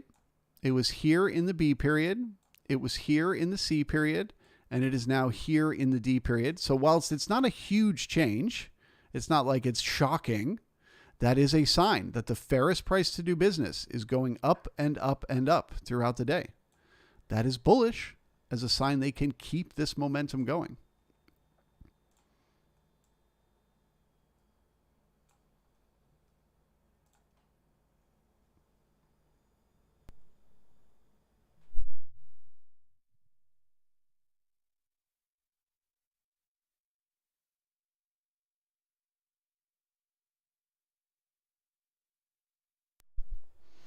Frito says, now I can't help but think of Charles wearing a sport coat with elbow patches. I have one of those. I ordered it one time online, not knowing it had elbow patches, and just kept it anyway. So I actually have one.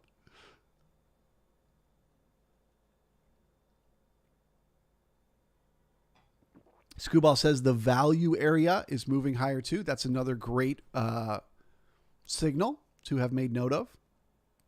Generally speaking, it's not like a guarantee by any means, but generally speaking, if the value area, that is the blue box, is right up against the high of the day, it increases the odds the market needs at least one more poke up. It is a sign of unfinished business up there. So that is also bullish.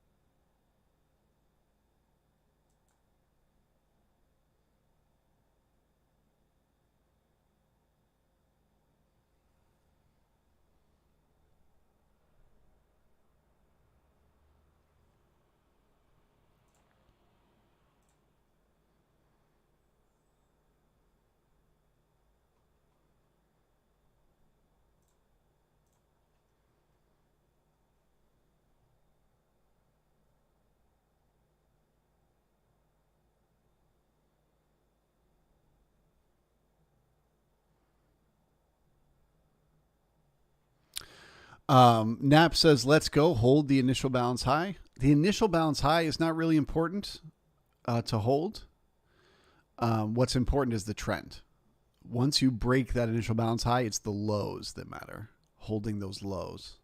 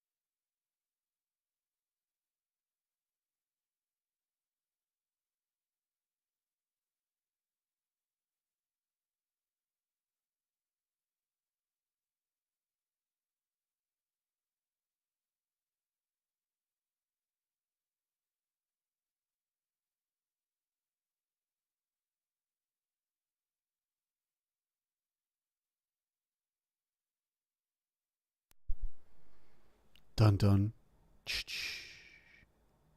Dun dun. Dun dun dun dun dun dun dun dun dun dun dun dun dun dun dun dun dun dun dun dun. Moment of truth for the buyers. As I've said, they remain in charge as long as they are above that C period low. That poor high further increases the odds that they will keep the trend going. So it is now or never for the bulls. Time to step in. Ticks are saying we've run out of momentum. They've now been able to pull below the zero line and stay below it. So it truly is now or never for the bulls. They reverse this thing or we're going to get cessation.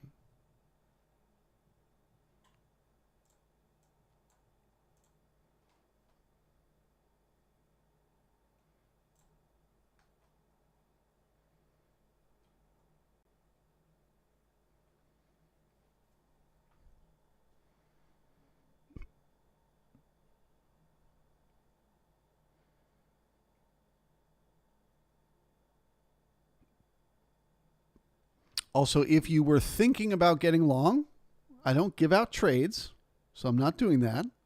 But if you were thinking about getting long because you thought the market was going to test that overnight high, the market is now in a location where you can do so with a very tight stop. There's no reason to be long below 26, right? Because below 26, the momentum is definitely over and the market is going to go down or sideways for the rest of the day. So that would be where your stop would be. You can get long right now and only have to risk 2 points for a potential move of 14 points. So that's asymmetric. Now, does that guarantee the trade will work? Of course not. Look at those ticks. Boy, it's scary to enter a long trade right now. It sure feels like the market is going to crash and burn. If one was going to go long now, it would have to be purely because the market generated information says they can, and they like the low risk opportunity. They like to be able to only risk 2 points to make 12.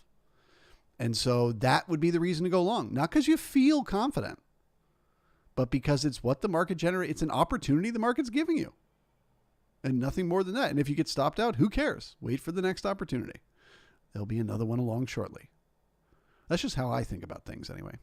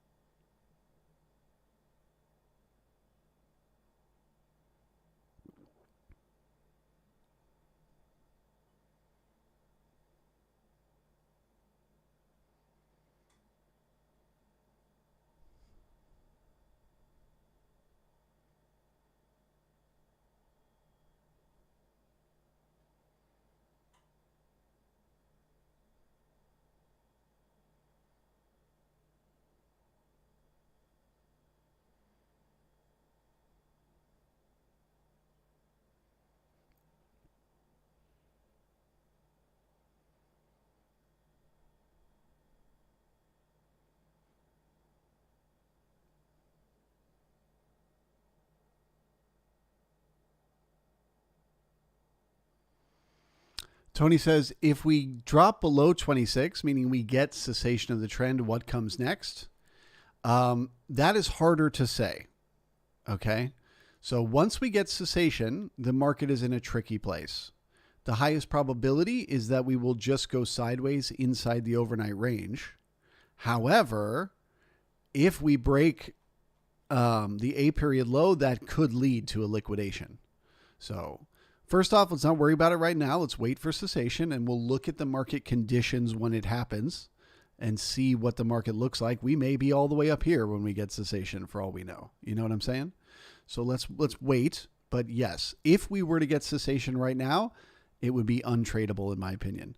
Couldn't buy the lows because they might get a liquidation and head lower.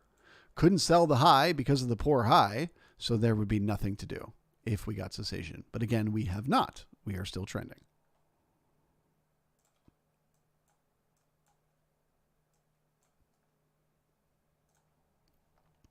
I generally don't like to spend too much time thinking about what comes next because it causes cognitive dissonance in terms of understanding what is happening now. So I try to keep my brain focused on what is happening now. When the thing that's happening now changes, so for example, if the market pulled down and got cessation right now, then I worry about what comes next. Then I say to myself, okay, the market is likely rotational. What are the levels I'm looking at? How would I trade this? What would I do next? But while it's still trending, I want to keep my mind focused on that. It's still trending. There's no opportunities to short. There's nothing to worry about below 45.26 right now because we're still above it. And I find that simplifies my overthinking.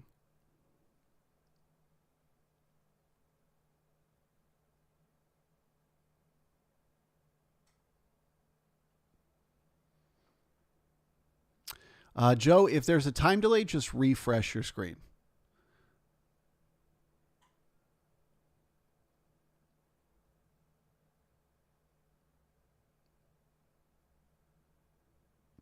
Adam says, as Jim Dalton says, we trade value, not price. Can you talk about trading value in the specific day and not yesterday's value or overlapping? So that is how I use value. I make decisions today using value based on what it's doing compared to yesterday. So for example, today value is completely higher than yesterday. That's bullish, so I'm bullish, right? The only other ways that I use value intraday is, as I just explained, if it is at the high of the day, then I assume just slightly higher odds we need to test it. It's not a guarantee, okay? But it just is slightly higher odds that we need to test it. And then when the market is rotational, I use it as a way to know when the market is overbought or oversold. So when the market went rotational yesterday, when we pushed above that blue box, the market was becoming overbought. Surprise, surprise, it turned around and came back down. Okay? But really the power of value is comparing it from one day to the next. And the best example I can give you of that was the balance area. I called the market going sideways on this day right here. Okay? When the market it felt like it was going to the freaking moon. It felt like, oh my God, this market has so much momentum. And I said, nope, we need to spend some time going sideways. Why? Because value was completely inside the previous day's value, right? Value is higher. Value is higher. Value inside previous day tells us this momentum is probably over. And then surprise, surprise, we went sideways for a few days. Okay. So that's the best way to use value, is how it's going from one day to the next. So you're right that is more of an understanding on a day time frame, right? But knowing what the market is doing on a day time frame can help you with trades intraday because it gives you context.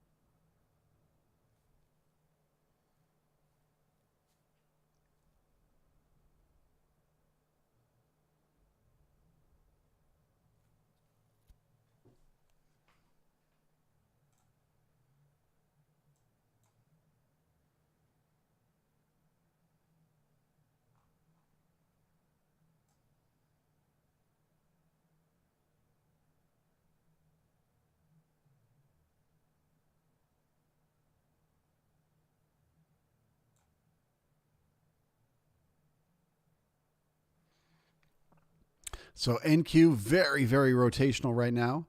They are technically one time framing higher, but this is just straight up two-sided trade.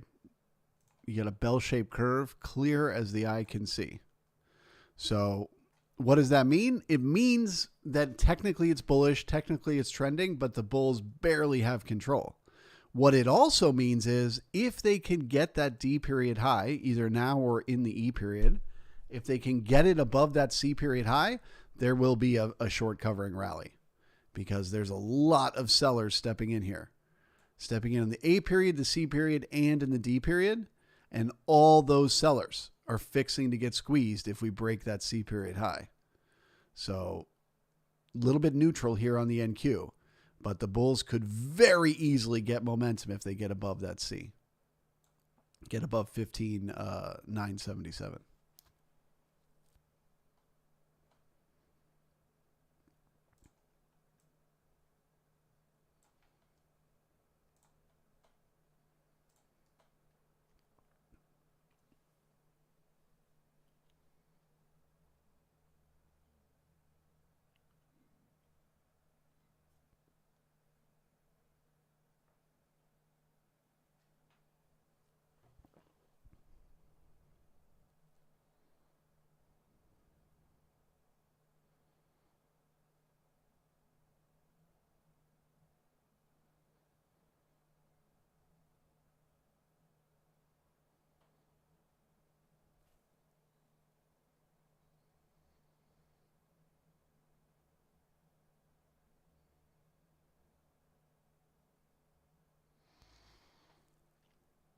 HG says there's no chance sellers are getting squeezed. I mean, do you want to take a personal bet between me and you? Which do you think will happen first? Cessation of the trend, meaning the D period gets below the C period low, or the E period here in 2 minutes, gets below the D low, or either the D period or the E period breaks the high. I would happily take a bet we break the high first. That's what the market generated information says. Poor high, value at the high of the day, market is trending higher. All of it is saying we need one more poke to the upside.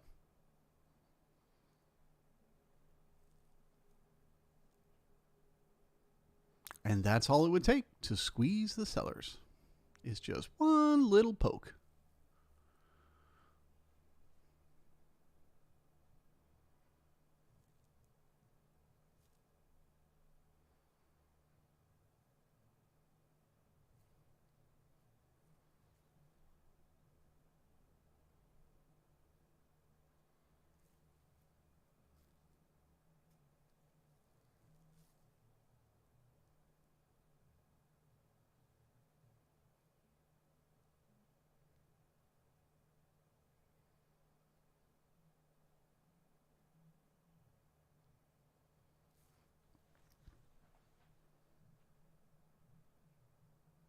HC says there are multiple layers of 20,000+ sellers at 35. If anything, the buyers at 30 are the ones getting squeezed. Yeah, I disagree with you. I think those sellers are going to disappear. Poof! They're going to just magically disappear the moment the market gets there. And you, like everyone else, will be shocked. You'll be saying, no, but it was impossible for the sellers to get squeezed. What's happening?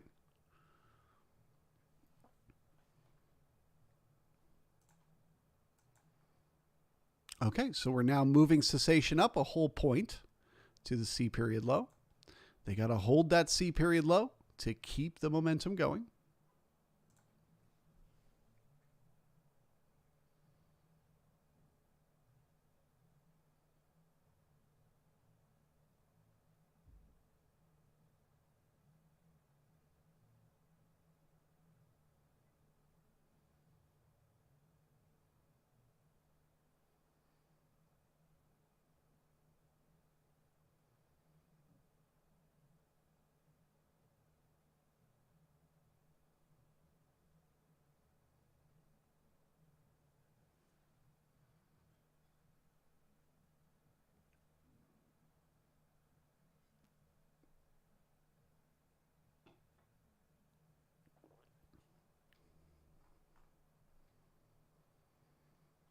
Not shenanigans.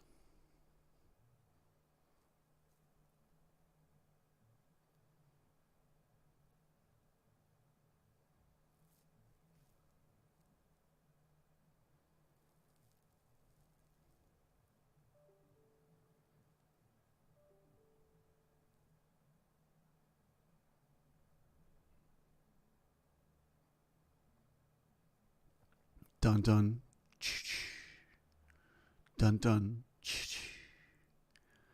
Dun dun dun dun dun dun dun dun. Here you go. Lowest risk opportunity here. You can get long with 1.5 points of risk.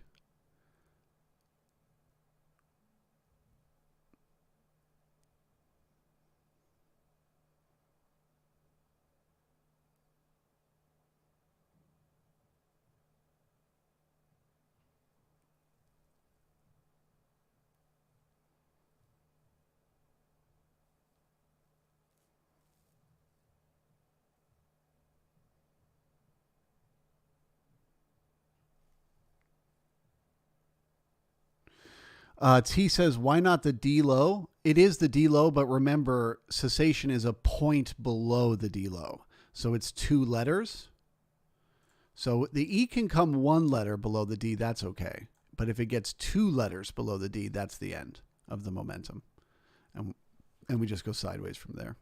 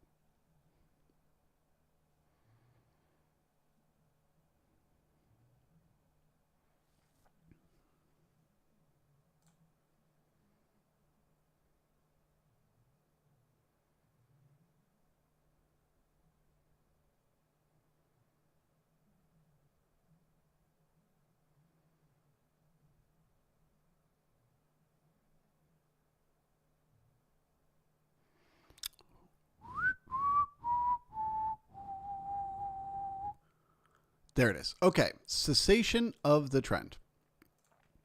So now we can talk about the momentum being over. As I said before, this sets us up in a very tricky position to be in as traders, okay? Because we just lost the signal that the momentum could keep going. However, we haven't undone any of the other things, right? We still have value up against the high of the day, increasing the odds. We're going to test the high. We still have a poor high up there, increasing the odds. We're going to test the high. So we can't long it. We can't enter a new trade long here because we've lost the momentum, but we also can't short here because the magnets are up here, pulling the market up. So I now see this as a chop zone, basically inside today's range. To me, for the rest of the day, this is untradeable below the C period high or above the A period low. It'll just be, not that it won't make moves, it'll just be very hard to read what it's doing. But on the repair of the poor high or the break of the A period low, that's when the market will get more information. So that's when the market will decide, is it going to break lower or are we going to keep going sideways? So if we dip below and fail, pulling back up in, more sideways. If we dip below and get resistance, looking to take the market lower. Same thing with the high. If we push above, repairing the poor high, and we pull right back in, more sideways. If we push above the high and we bring in new buyers, heading up to test the overnight high. Okay, but in the middle, it's just chop. They're just going to drive you mad, reversing it over and over and over again.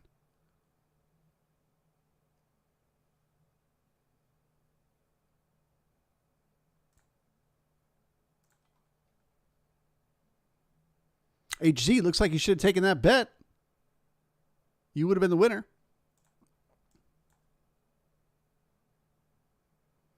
I disagree with you, though, that we cannot get back up and test that high. Not only do I think we can, I think we will. Just not yet.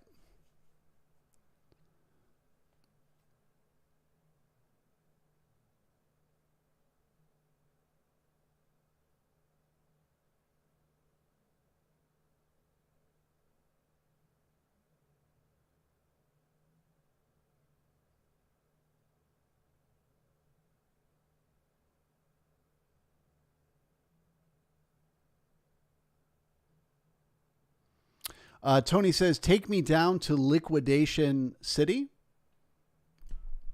Not yet. Not inside today's range. So as long as we're above that A period low, this is just going to be chop. Just two-sided trade, short-term day traders trying to squeeze each other. The market will go below value. It'll get itself overly short. It'll turn around and come back up. It'll get itself overly long. It'll turn around and come back down. That's what I'm expecting is rotation. But if the A period low breaks, yes, you could absolutely get a liquidation. And that liquidation could absolutely bring in new selling. But I wouldn't assume that now. I would instead assume there were buyers waiting in the overnight. There were buyers waiting in the A and B period. Why on earth wouldn't there be buyers waiting right now?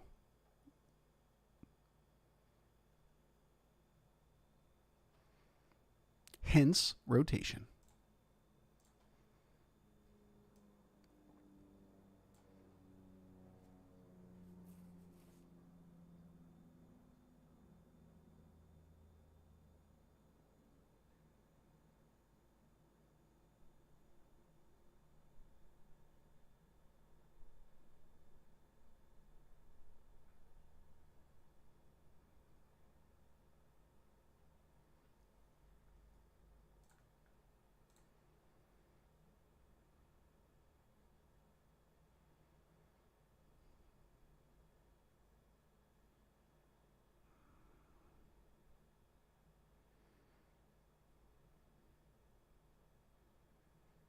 Yeah, internals look set up for rotation to me. Set up to spend a few hours going sideways.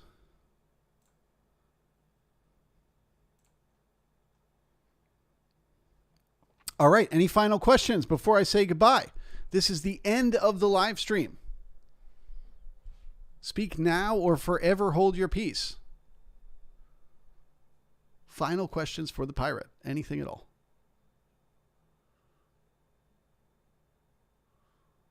Thank you, Tony. Mark says NQ. Yeah, let's look at the NQ. Ugh, yeah, NQ rotational. Man, I'm not an NQ trader, so take this with a grain of salt, but I would trade this as rotation. That's so perfectly rotational that I would start buying below value and selling above and taking profits at the POC, because that's been all day the freaking move. Has just been the POC, the halfback, acting as a magnet. Same thing as the ES. If they break that A period low, then everything could change, right? If they break that A period low, you could get a liquidation lower. But as long as they're above 15,905, assume they're just going sideways.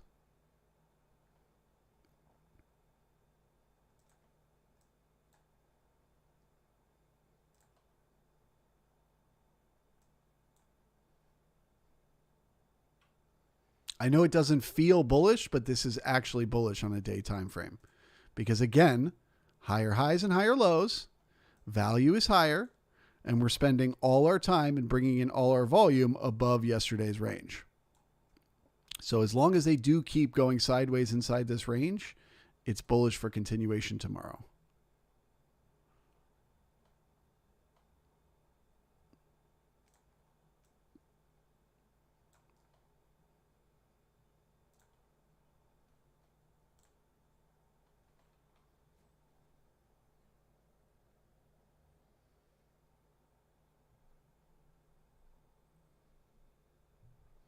Omar says, bulls still have value, initial balance high, and POC raised? Yes, sir. So the bulls, so now we're talking about different time frames. Intraday, the bulls just lost when we got cessation. So they're not able to push it higher intraday anymore. They have to do chop. They have to let the market go down to bring in more buyers and then see, is that enough? So the market dips, we come back up. Is that enough to keep going? If not, it dips again, and so on and so forth. That's what we need to do now. But you are 100% right that on the day time frame, you still have higher highs, higher lows, value higher, and you left behind the poor high. So as long as they keep rotating, it is bullish on a day time frame. Okay, excellent point. To look for support here. Can the buyers step in?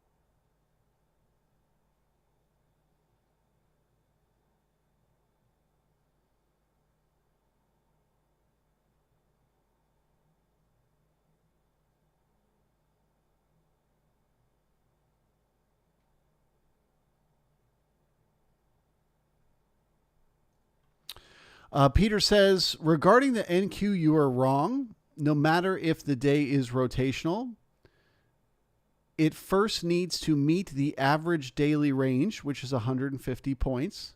If you treat the market as being rotational before it meets the minimum range, you are going to be terribly squeezed. I disagree. So first off, the NQ does not have to have a certain range. Let's just zoom out and look. Look at this small little range it had. Look at this big, huge range it had. Look at this little small range it had. Look at this big, huge range it had. That doesn't matter. Okay. It can do whatever it wants. It can have a tight range. It can have a wide range. Okay. But the way you trade rotation has nothing to do with whether or not the market will try to break out or not. Okay. So here's your low. Here's your high. That's your rotational range. So the market pokes below your low. You don't have to go long.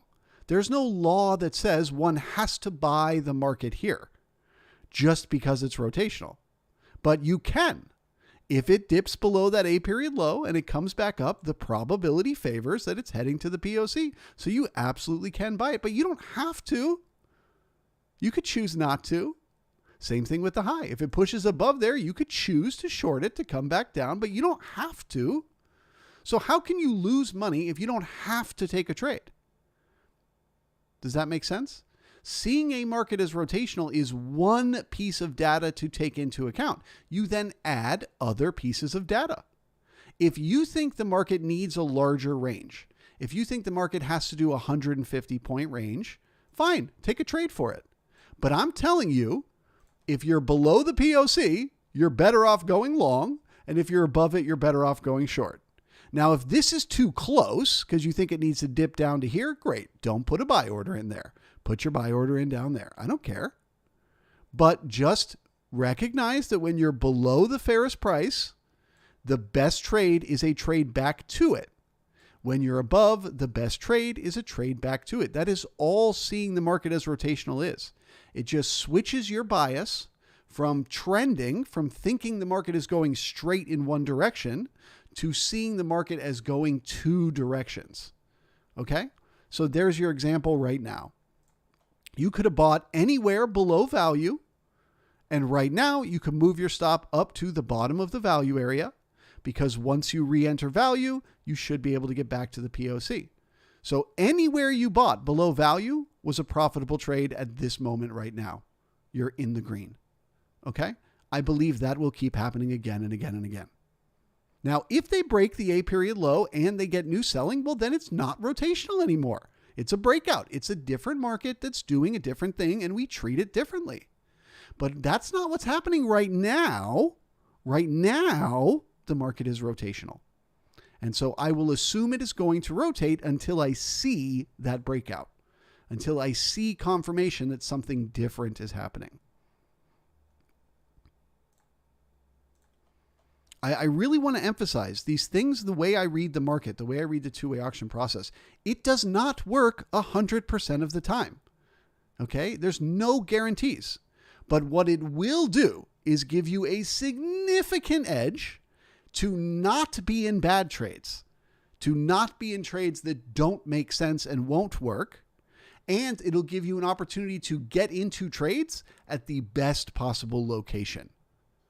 Okay? That's the point of the two-way auction process. But there is no guarantees ever. Best I can do is give you an edge.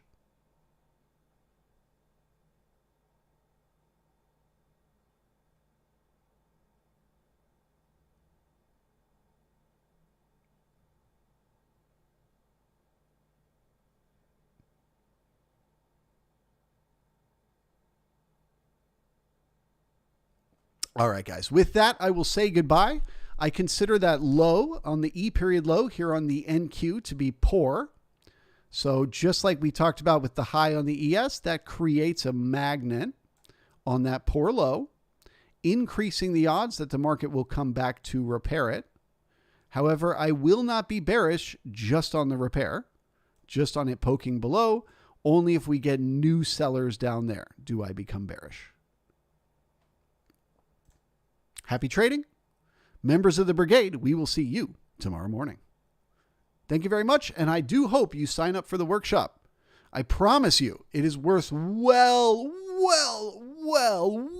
more than $200 and 10 days of your time. I will deliver thousands of dollars of value and save you years of making mistakes if you'll just commit a little bit of time and a little bit of money. Okay, bye.